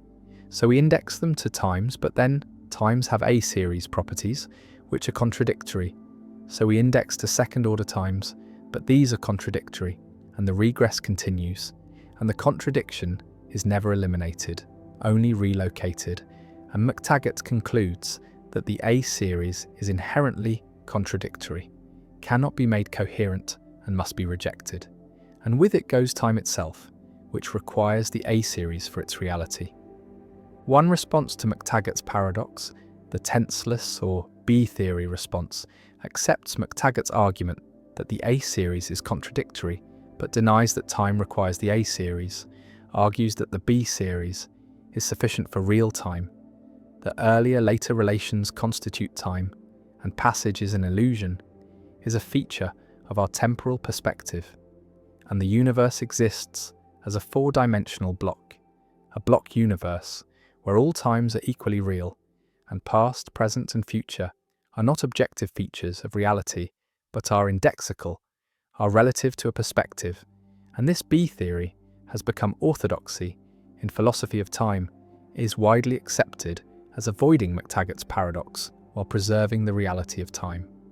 Another response, the tensed or A theory response, denies that the A series is contradictory, argues that McTaggart's argument involves a mistake, that A series properties are not really contradictory because they are indexed to times in a non-problematic way, and the meeting being future at T1 and past at T2 is not contradictory, is just the normal way temporal properties work. And A theorists argue that passage is real, that the present is objectively real, that the future is open and the past is fixed. And McTaggart's argument fails because it assumes that A-series properties must be simultaneous to be contradictory when they are not simultaneous, are at different times, and this response preserves the A-series, preserves passage, and rejects McTaggart's conclusion that time is unreal. A third response from presentism argues that only the present exists, that past and future are unreal, and so events do not have contradictory A-series properties because only present events exist, and only present properties are real, and the meeting is not simultaneously past, present, and future because only one of these is real at any time. And presentism avoids McTaggart's paradox by radical ontological restriction, by accepting that most of time does not exist, and this preserves the reality of the present, preserves passage, but faces difficulties explaining how truths about past and future can be true if past and future do not exist. McTaggart's paradox has been enormously influential, has shaped all debates about time, has forced philosophers to clarify their positions, to distinguish A theories from B theories, to recognize that different conceptions of time have different metaphysical commitments, and the paradox remains controversial, remains debated, with some accepting McTaggart's conclusion that time is unreal, some accepting that the A series is contradictory, but denying that this makes time unreal, and some denying that the A series is contradictory, and no consensus exists, and the paradox endures as one of the most important arguments in metaphysics, an argument that challenges our ordinary understanding of time, forces recognition that temporal passage, the movement from future through present to past, is philosophically problematic, and whether time is real or illusory remains one of philosophy's deepest questions.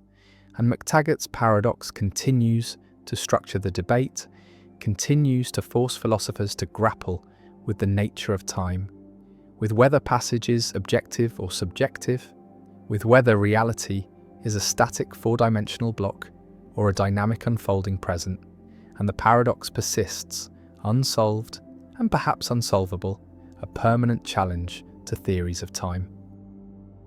Nagel's bat problem, why you can never know what it's like to be anything else. A philosopher contemplates a bat hanging upside down in a cave, navigating through echolocation, emitting high-frequency sounds and listening to the echoes, building a sonic map of the world. And the philosopher asks what it is like to be a bat. What is the subjective character of bat experience? What does echolocation feel like from the inside? And philosopher Thomas Nagel argues that no amount of objective information about bat neuroscience, about bat behavior, about the physics of sonar, can tell us what bat experience is like, because subjective experience has an essential first-person character, a what it is likeness that cannot be captured from the third-person objective perspective of science, and the gap between objective description and subjective experience is unbridgeable. And this means that consciousness, at least in its subjective aspect, resists scientific explanation, resists reduction to physical terms. And this is Nagel's bat problem, presented in his famous 1974 paper, What Is It Like to Be a Bat? And the problem illustrates the explanatory gap between physical facts and phenomenal facts, shows that subjective experience involves something that objective science cannot capture, and challenges physicalist theories of mind to explain how subjective character could be accommodated within a purely physical framework. Imagine trying to know what echolocation is like, trying to understand bat experience from the inside, and you learn all the objective facts, learn about the bat's auditory system, about how it processes echoes, about which brain regions are involved. And this knowledge is real, is valuable, tells you how echolocation works, but it does not tell you what it feels like, does not give you access to the bat's subjective experience, to the phenomenology of navigating by sound.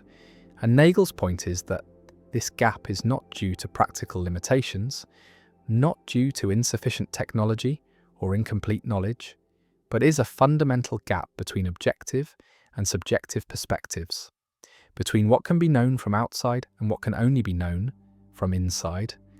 And no amount of objective knowledge can bridge this gap, can provide access to subjective experience.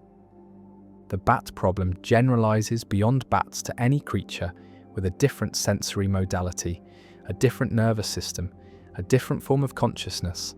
And Nagel uses bats because they are mammals, are relatively similar to humans, yet have a sensory mode, echolocation, that humans lack.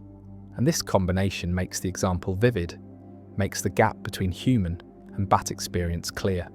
And if we cannot know what it is like to be a bat, then we certainly cannot know what it is like to be a fish, an insect, an octopus, creatures whose nervous systems and sensory worlds are even more alien. And this suggests that consciousness, in its subjective aspect, is fundamentally private, is accessible only to the being who has it, and different kinds of consciousness are mutually inaccessible, cannot be fully understood from outside. Visualize the subjective character of experience as the view from inside, the first-person perspective, the what it is likeness. And this perspective is essential to consciousness, is what makes consciousness consciousness rather than merely information processing. And Nagel argues that physicalism, the view that everything is physical, must either deny that subjective character exists, which seems false because we all know from our own case that consciousness has a subjective character, or must explain how subjective character could be physical, how objective physical facts could constitute subjective, first-person experiences. And this explanation is what physicalism has not provided, what the bat problem challenges physicalism to provide. One response to the bat problem accepts the explanatory gap, but denies that it shows anything metaphysical, argues that the gap is merely epistemological, is about the limits of what we can know rather than about the nature of reality, and consciousness might be physical, even though we cannot fully understand it from the objective third-person perspective. And just as we cannot know what it is like to be a bat, we also cannot know what it is like to be another human, cannot fully access their subjective experiences, and yet we do not conclude that human consciousness is non-physical.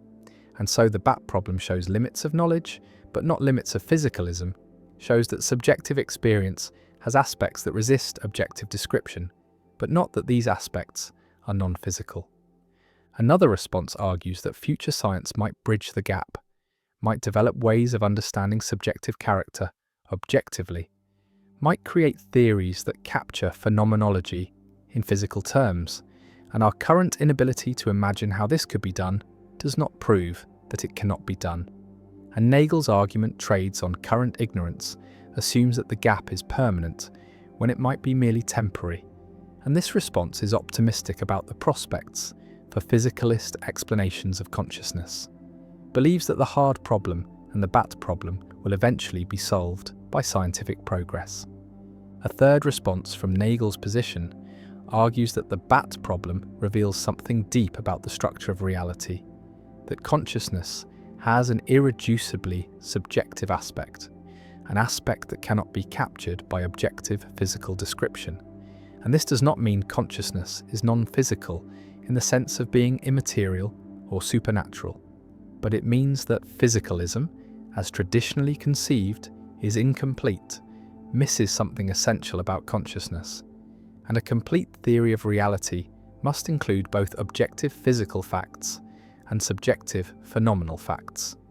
And these two kinds of facts cannot be reduced to each other. And this position is sometimes called naturalistic dualism, accepts that consciousness is natural, is part of the natural world, but denies that it is reducible to physics. The bat problem also has implications for artificial intelligence, for whether machines could be conscious, because if we cannot know what it is like to be a bat, then we also cannot know what it is like to be a computer, cannot know whether AI systems have subjective experiences, and the bat problem suggests that behavioral evidence is insufficient, that even if a machine passes every behavioral test, exhibits intelligence, responds appropriately to stimuli, we still cannot know whether there is something it is like to be that machine, whether there is subjective experience behind the behavior, and this creates a permanent epistemic barrier, a limit on what we can know about machine consciousness. The bat hangs in the cave, emitting sounds, perceiving the world through echoes, and its experience is alien, is inaccessible to human understanding. And Nagel's question remains, what is it like? And the answer is we do not know, cannot know, because knowing requires access to the subjective perspective, requires being the bat or having the bat's sensory and cognitive capacities, and neither is possible. And so bat consciousness remains a mystery, remains forever beyond human comprehension. And this mystery is not unique to bats but applies to all consciousness, to the fundamental subjectivity of experience, to the what it is likeness that defines phenomenal consciousness. And Nagel's bat problem endures as one of the most influential thought experiments in philosophy of mind, a vivid illustration of the explanatory gap, a challenge to physicalist theories, and a reminder that consciousness, in its subjective aspect, resists objective description, resists scientific reduction, and remains one of the deepest puzzles about the nature of mind and reality. And the bat flies through the cave, navigating by sound, living its bat life, having its bat experiences, and what those experiences are like remains unknown, remains unknowable. And the problem persists, the gap between objective knowledge and subjective experience, the difference between knowing about consciousness and knowing consciousness from the inside. And Nagel's question echoes, what is it like to be a bat? And no answer comes, no answer can come, and the problem stands as a permanent marker of the limits of objective understanding, the irreducible subjectivity of experience and the mystery at the heart of consciousness. Morton's fork, when both choices lead to the same doom. A tax collector in 15th century England faces a dilemma when assessing how much wealthy citizens should pay, and the collector observes that some nobles live extravagantly, displaying their wealth openly, and others live frugally, claiming poverty. And Archbishop John Morton, serving as Lord Chancellor under King Henry VII, devises a strategy to extract taxes regardless of which lifestyle the noble chooses, and the strategy is simple and brutal. If a noble lives extravagantly, then clearly they have money and can afford to pay high taxes. And if a noble lives frugally, then clearly they are saving money and must have accumulated wealth and can afford to pay high taxes. And either way, the noble must pay. There is no escape, no strategy that avoids taxation. And this trap, where two apparently opposite choices lead to the same unwanted outcome, became known as Morton's fork, named after the archbishop who wielded it. And the term has entered common usage to describe any situation where someone must choose between two options that both lead to the same undesirable result, where the appearance of choice masks the reality of inevitability. Imagine being a noble in Morton's England, weighing your options, trying to decide whether to live well or live simply, and realizing that either choice leads to heavy taxation, that the tax collector has closed off all escape routes, has constructed a logical trap where your strategy is irrelevant, where you lose regardless of what you choose. And this creates a sense of futility, a recognition that the game is rigged, that the appearance of agency is illusory. And Morton's fork exemplifies a class of situations where apparent choices are not genuine choices, where different paths converge on the same destination, and the only real choice is whether to accept the inevitable or to refuse to play the game at all. The structure of Morton's fork appears throughout logic, rhetoric, and strategy. Wherever someone constructs an argument that covers all cases, that shows that regardless of what premises are accepted, a certain conclusion follows, and such arguments can be powerful tools of persuasion, can trap opponents in positions where they cannot escape the conclusion, but they can also be fallacious, can hide implicit assumptions or false dichotomies, can present apparent inevitability that dissolves under scrutiny. And distinguishing genuine Morton's forks from apparent ones requires careful analysis of whether the two paths really do lead to the same conclusion, or whether there are hidden differences, hidden escape routes. Visualize the fork as a Y-shaped path, two branches diverging, one path representing extravagance and one representing frugality, and both paths lead to the same destination. The tax collector's office and the noble walking either path arrives at the same place. And the fork is not a choice between outcomes, but a choice between routes to a predetermined outcome. And the futility comes from recognizing that movement, that action, that strategy, all are pointless, all lead to the same end, and the only way to avoid the destination is to refuse to walk, to opt out of the entire framework. Morton's fork differs from a dilemma, where two choices lead to different, undesirable outcomes, and the chooser must select the lesser evil, because in Morton's fork, the outcomes are the same, are equally bad, and the choice is between different routes to that bad outcome. And this makes Morton's fork particularly frustrating, particularly demoralizing, because at least in a dilemma there is a meaningful choice, a decision that matters, but in Morton's fork the choice does not matter. The outcome is fixed, and the appearance of choice is a cruel illusion. The concept has applications in game theory, in situations where a player's strategies are dominated, where regardless of what the player does, the outcome is worse than some alternative the player cannot access, and recognizing Morton's forks is important for strategic reasoning, for understanding when continued play is pointless, when the game should be abandoned rather than played, because playing only wastes resources without changing the outcome.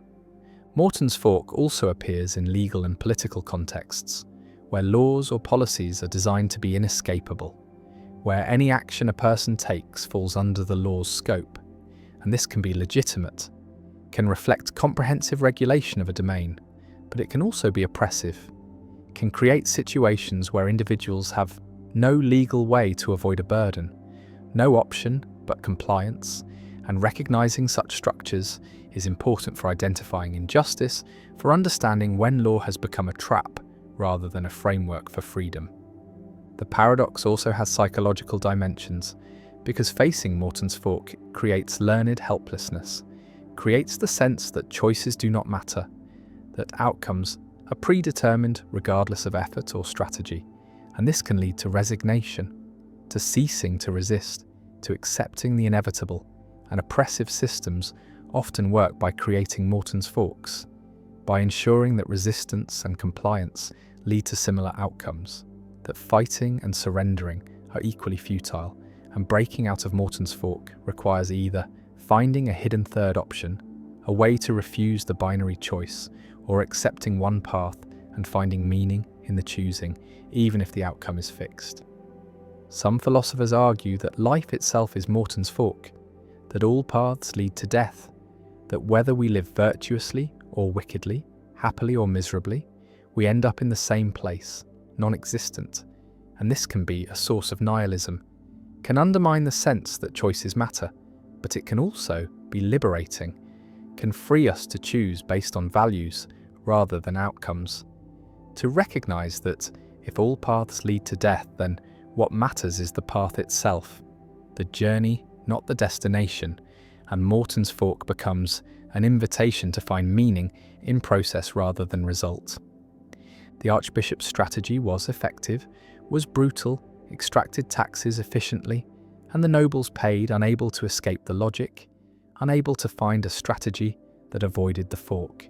And Morton's fork entered history, became a term of art, became a warning about inescapable traps, about situations where apparent choice conceals actual constraint, and the fork remains present in contemporary debates about policy, law, and strategy, a reminder that not all choices are meaningful, that sometimes the appearance of freedom masks the reality of compulsion, and that recognizing Morton's fork is the first step toward escaping it, toward finding the third option, the refusal to engage, the rejection of the binary.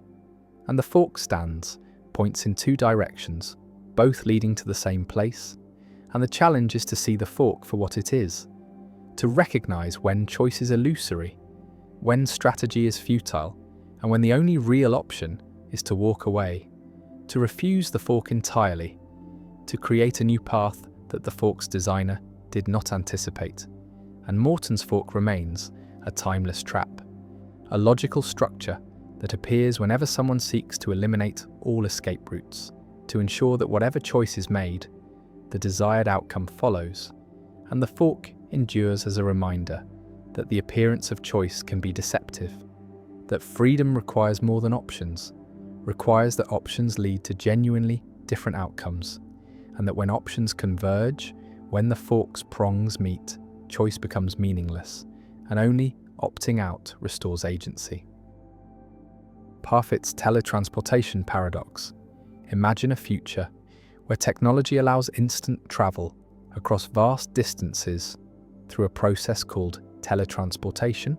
A device scans your body down to the atomic level, recording the exact position and state of every particle, and then transmits this information to a distant location where another device reconstructs you perfectly, assembling a body atom by atom according to the transmitted blueprint. And the reconstruction is flawless, every memory intact, every scar reproduced, every thought continued, and the reconstructed person steps out of the receiving chamber, believing themselves to be you, feeling no discontinuity, no sense that anything strange has occurred. The philosopher Derek Parfit asked a disturbing question about this process. Are you the person who steps out of the receiving chamber, or did you die in the scanning chamber? And a copy, a duplicate with all your memories and personality, is now living your life. And if the scanning process destroys the original body as it records the information, then perhaps it is still you, continuous in some sense. But what if the original body is not destroyed?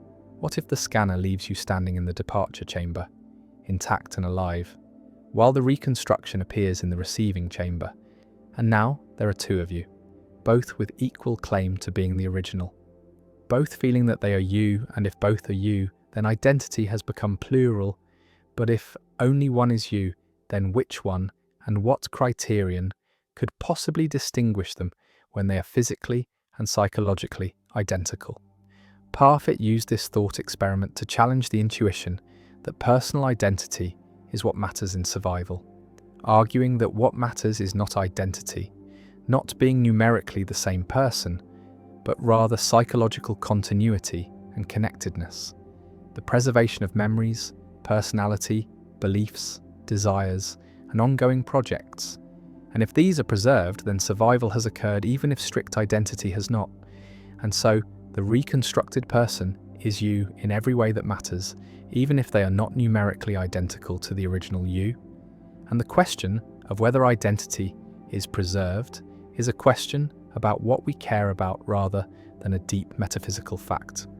The paradox becomes more troubling when variations are introduced. Suppose the teletransportation device malfunctions and creates not one, but two reconstructions, both perfect, both claiming to be you, and now identity must branch, which seems impossible because identity is supposed to be a one-to-one relation. A thing is identical only to itself, and yet both reconstructions have an equal claim.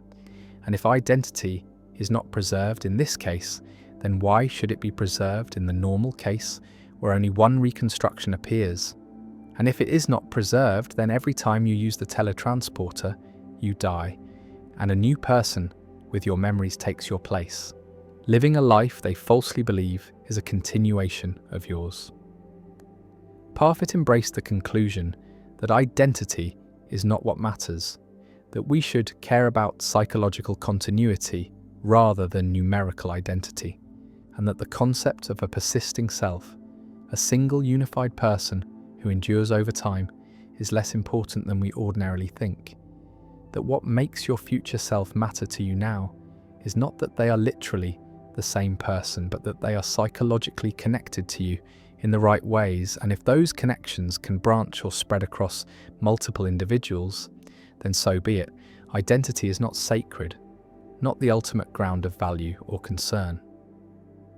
The teletransportation paradox has implications for how we think about personal survival, about whether what matters in death is the cessation of psychological continuity or the cessation of biological life, about whether uploading consciousness to a computer or creating digital copies would constitute survival or merely the creation of simulacra, and about whether the self is a metaphysical entity or a convenient fiction we use to organize experience. The paradox also challenges intuitions about moral responsibility, because if identity is vague or plural, then questions about who is responsible for past actions or who deserves future rewards become murky, and the unity of the person, which underpins much of ethics and law, begins to dissolve. Parfit's teletransportation scenario remains one of the most powerful thought experiments in philosophy, a story that uses imaginable technology to expose deep questions about identity, survival, and what it means to be a person, forcing recognition that the boundaries of the self, like the boundaries of clouds and cats, may be far less clear and far less important than common sense suggests, and that the question of whether you survive. Teletransportation may have no determinate answer, or many answers, or may simply be the wrong question to ask. Locke's sock paradox. John Locke, the 17th century philosopher, offered a thought experiment about identity and change that has come to be known as Locke's sock paradox, though Locke himself discussed it in the context of broader questions about personal identity and the persistence of objects over time. And the paradox concerns a sock, or in some versions a shoe or a shirt, that is gradually repaired over years until every part of the original has been replaced. And the question arises whether it is still the same sock or whether it has become a different sock. And if it is different, then when did the transformation occur? And this puzzle is closely related to the ship of Theseus, but focuses on everyday objects and the intuitions we have about artifacts, possessions, and the things we use and care about in ordinary life.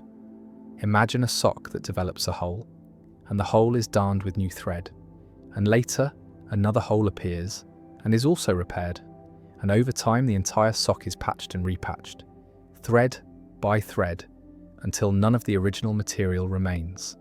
And yet throughout this process the sock has been continuously in use, worn by the same person, stored in the same drawer, and at no point was there a moment when someone discarded one sock and acquired a completely new one. And so there is a strong intuition that it is still the same sock. That identity has been preserved through gradual change. That continuity of use and function matter more than continuity of material. But now consider a variation. Suppose that each time the sock is repaired, the removed material is carefully saved, and eventually someone uses all the original threads to reconstruct a sock, weaving them back together into the original pattern. And now there are two socks, one that has been continuously worn and repaired, containing none of the original material, and one that has been reconstructed from the original material, but which has not been continuously used. And which of these is the original sock? Or are both originals? Or is neither? And different intuitions pull in different directions. Some say the continuously worn sock is the original because it has never ceased to exist, because there is an unbroken chain of identity linking it to the sock that was first worn years ago, while others say the reconstructed sock is the original because it's made of the original material, because material composition is what individuates objects. And still others say that both have some claim to being the original, or that the question has no determinate answer because identity is vague or conventional. Locke used examples like this to explore the conditions of identity over time, arguing that different kinds of things have different criteria for persistence, that a mass of matter is the same mass if it has the same constituent parts, but an artifact like a sock is the same sock if it has the same functional organization, and a living organism is the same organism if it has continuity of life, and a person is the same person if they have continuity of consciousness and memory. And so identity is not a single uniform relation, but varies depending on what kind of thing is in question. The sock paradox raises questions about artifacts and their relationship to their materials, because unlike natural objects, artifacts are defined partly by their functions and purposes. A sock is not just any piece of fabric, but a piece of fabric designed and shaped to be worn on a foot. And so perhaps what makes a sock the same sock over time is not the persistence of the same material, but the persistence of the same functional structure, the same ability to serve the purpose for which it was made. And if this is right, then the continuously repaired sock remains the original, even after all its material has been replaced, while the reconstructed sock, though made of original material, is a replica rather than the original because it lacks the continuity of function and use. But this view faces difficulties too because it seems to make identity depend on extrinsic factors, on how the sock is used and perceived, rather than on intrinsic properties. And it raises the question of whether an artifact that is stored away unused for years ceases to be the same artifact, or whether a sock that is repaired and then used for a completely different purpose, say as a hand puppet, remains the same sock or becomes something else. The paradox also connects to questions about personal attachment and sentimental value, because people often care about particular objects, not merely because of their function, but because of their history, because of the associations and memories attached to them. And so a sock that has been worn for decades may have sentimental value that a newly reconstructed sock, even if materially identical, would not have. And this suggests that identity, at least in the context of personal possessions, is partly constituted by historical and relational properties, by the role the object has played in someone's life. And this relational view of identity implies that the continuously worn sock is the original because it has the right kind of historical connection to the person who owns it, while the reconstructed sock is a mere duplicate, physically similar, but lacking the history that gives the original its significance. The sock paradox also raises issues about vagueness and borderline cases because, in practice, the transition from original to replica is not sharp. There is no precise moment when the repaired sock stops being the original and becomes something else.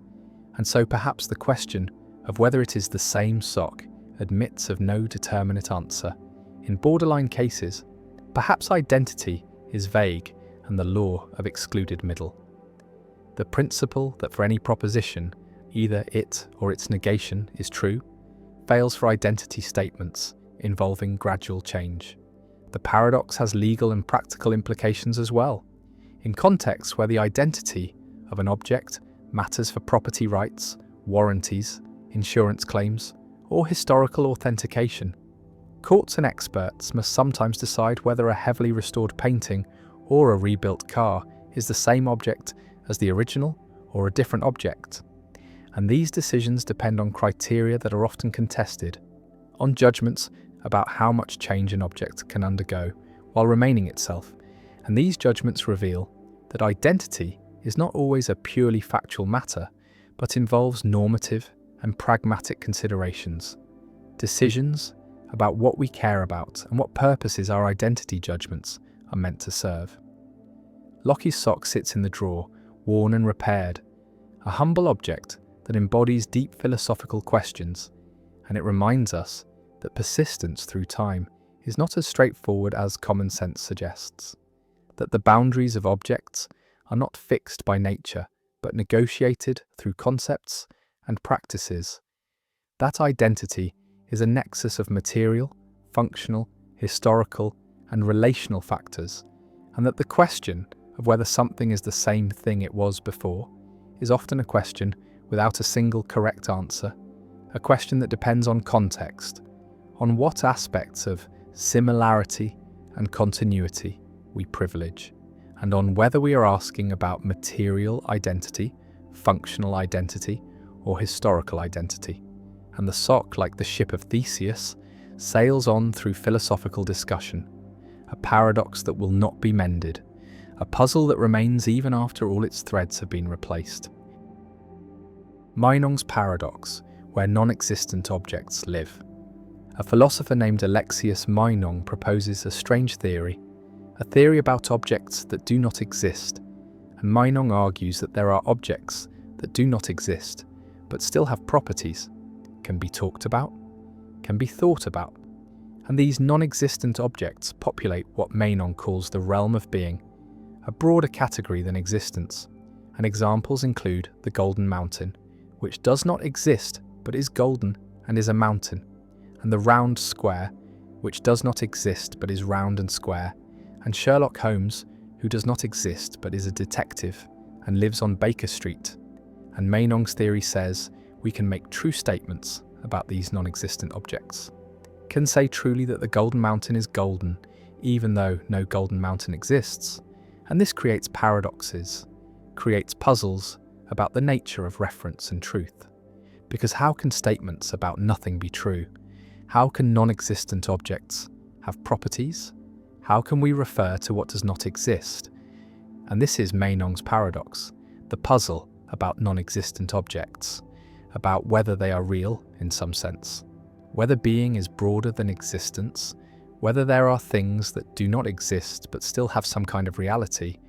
And this paradox has generated enormous discussion, has led some philosophers to defend Mening's theory in modified form and others to reject it entirely, to argue that non-existent objects are impossible, are contradictions, and all objects that can be thought about must exist in some sense.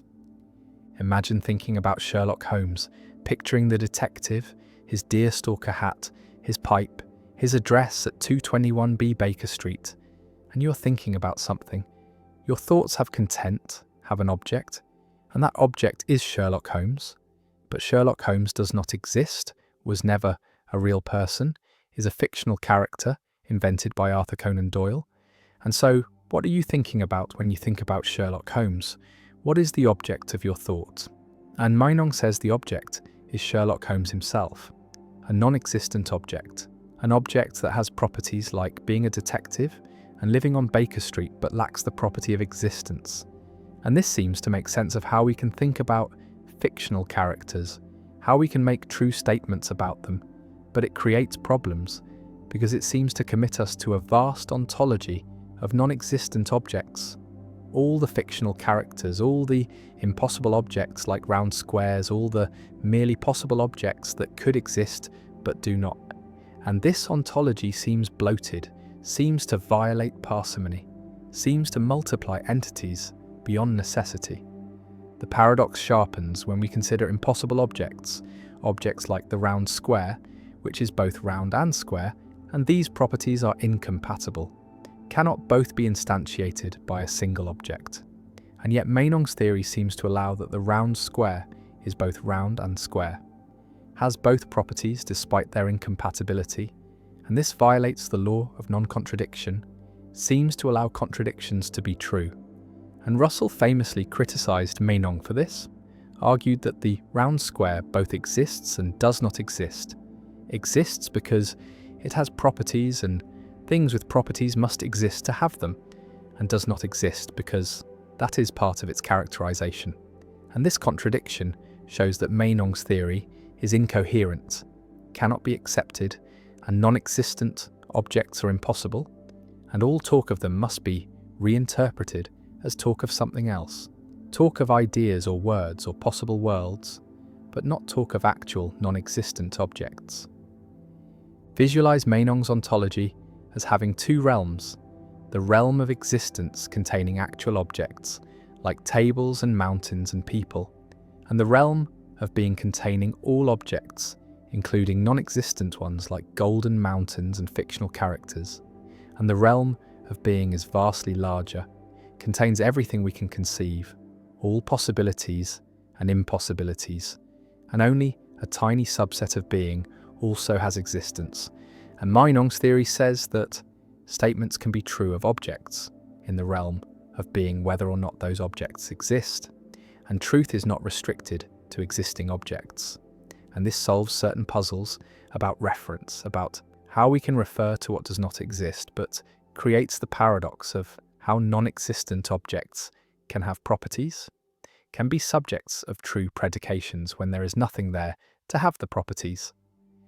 One response to Mening's paradox rejects non-existent objects, adopts Russell's theory of descriptions, which analyzes statements about non-existent objects as existential statements that happen to be false, and the golden mountain is golden becomes.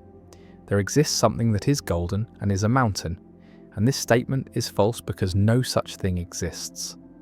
And fictional statements are understood as prefixed by an implicit fiction operator, In the Sherlock Holmes stories, it is true that Holmes is a detective, and this preserves the intuition that Holmes is a detective, in some sense, while avoiding commitment to non-existent objects.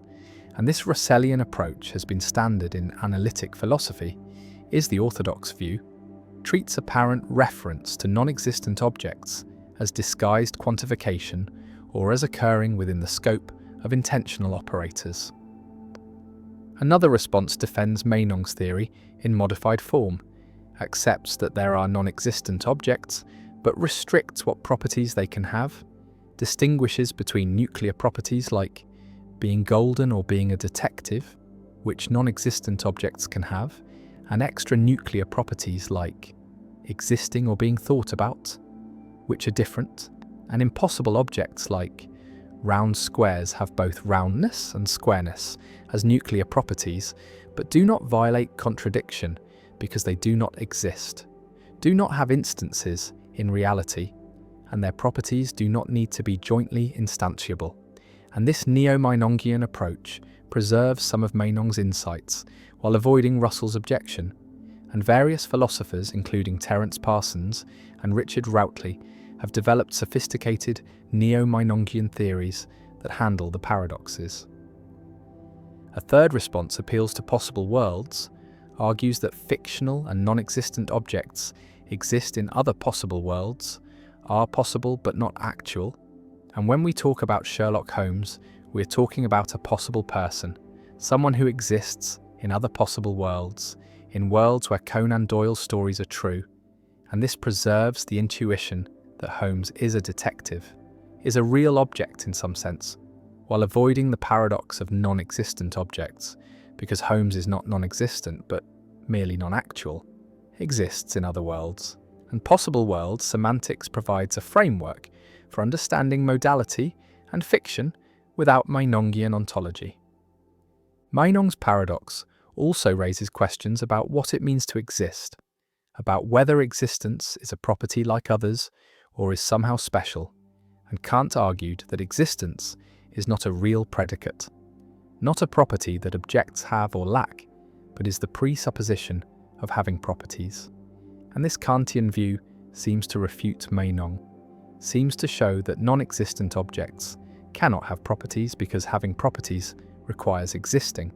But Meinongians respond that this assumes existence is necessary for predication, that only existing things can have properties, and this assumption is precisely what Meinong denies.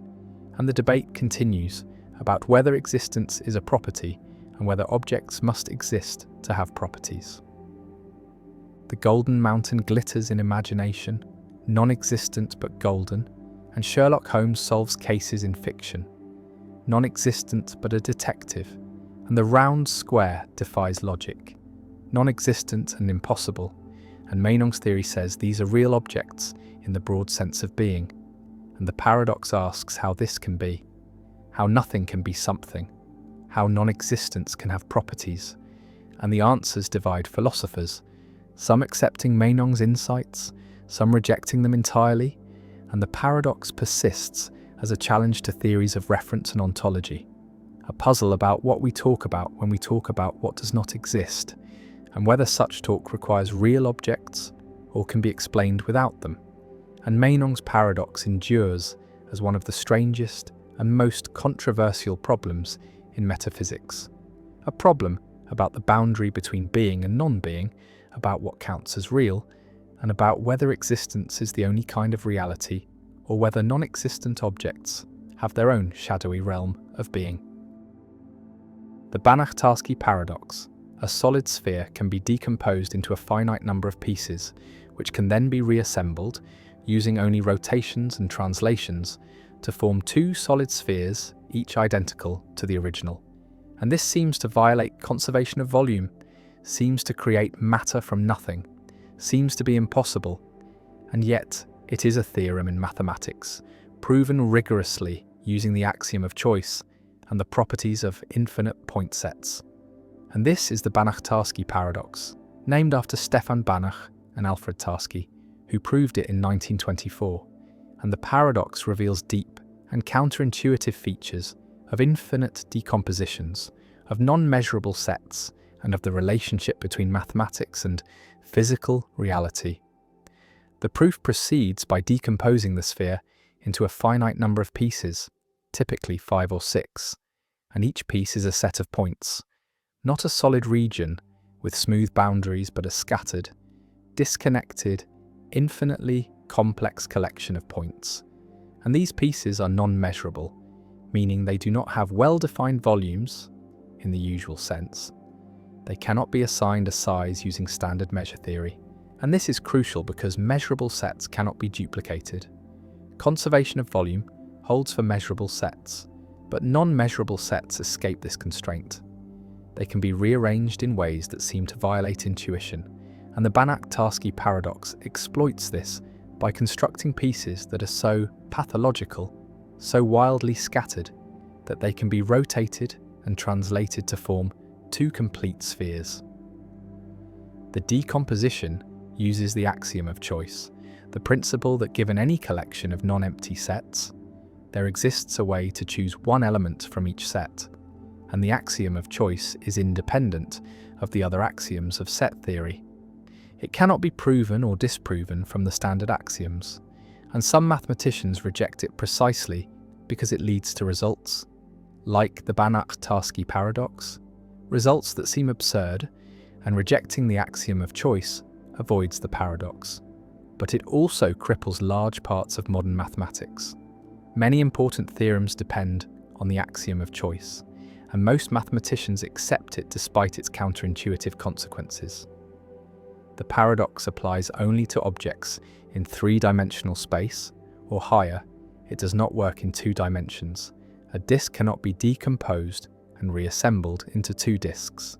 And this is because the group of rotations in the plane is amenable, meaning it admits a certain kind of averaging that prevents paradoxical decompositions, while the group of rotations in 3-dimensional space is non-amenable, and this non-amenability is what makes the Banach-Tarski paradox possible.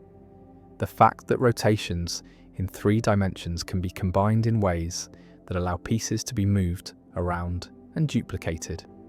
The paradox raises questions about the relationship between mathematical objects and physical objects, because while the Banach-Tarski theorem is mathematically rigorous, it does not imply that a physical sphere can be duplicated.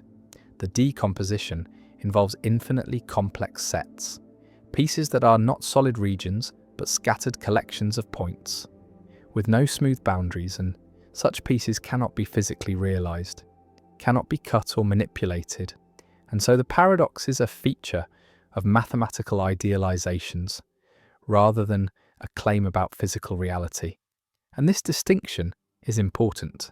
The paradox shows that mathematical spheres treated as sets of points behave in strange ways, but it does not threaten conservation of mass or energy in physics, because physical objects are not sets of points but arrangements of atoms or fields or quantum states, and these are governed by physical laws that do not permit paradoxical duplication. Some mathematicians and philosophers argue that the Banach-Tarski paradox is not really a paradox but a theorem, a surprising result that reveals features of infinite point sets and non-measurable sets, and that calling it a paradox is misleading, suggesting contradiction when there is none, only counterintuitive behavior.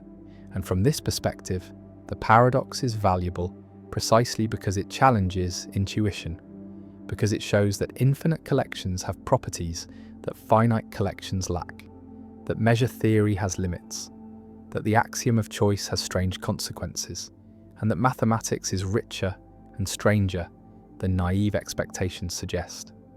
Others find the paradox troubling, a sign that something is wrong with the foundations, that the axiom of choice should be rejected or restricted, that non-measurable sets are pathological objects that should not be admitted into mathematics, and that theories which avoid such sets, like those based on constructive or intuitionistic logic, provide better foundations. And this debate reflects deeper disagreements about the nature of mathematical existence, about what kinds of objects mathematics should study, and about the role of intuition in guiding mathematical practice. The Banach-Tarski paradox also appears in discussions of probability and decision theory, because if a sphere can be decomposed into non-measurable pieces, then probability distributions on spheres must be carefully defined to avoid assigning probabilities to non-measurable sets. And this technical requirement reflects the same underlying issue, that not all collections of points can be measured, that probability requires measurability, and that attempting to assign probabilities to arbitrary sets leads to contradictions or paradoxes. The sphere sits on the table, solid and indivisible to the eye, but mathematically it is a set of infinitely many points. And the Banach-Tarski theorem says that these points can be partitioned into pieces, 5 or 6 strange scattered collections, and these pieces can be moved, rotated and translated and reassembled into 2 spheres, identical to the original, and the volume has doubled or seems to have doubled, but the pieces never had well-defined volumes. They were never measurable, and so nothing has been created, no conservation law has been violated, only the intuition that decomposition preserves size, and this intuition holds for finite decompositions, for measurable pieces, but fails for infinite non-measurable pieces, and the paradox endures. A theorem that sounds impossible, a result that challenges understanding, a demonstration that mathematics contains surprises, that infinity is stranger than imagination, that point sets behave in ways that solid objects do not, and that the axiom of choice, innocent as it seems, permits constructions that defy common sense, and the sphere duplicates, mathematically, if not physically. And the paradox remains, a permanent fixture in the landscape of mathematics, a result that students encounter with disbelief, that mathematicians accept as rigorous yet counterintuitive, and that philosophers debate as revealing something deep about the nature of mathematical objects, about the limits of measure theory, about the relationship between infinite idealization and finite reality. And the sphere sits there, unchanged and yet somehow doubled, a monument to the strangeness of infinity, to the power of the axiom of choice, and to the capacity of mathematics to prove truths that seem like impossibilities.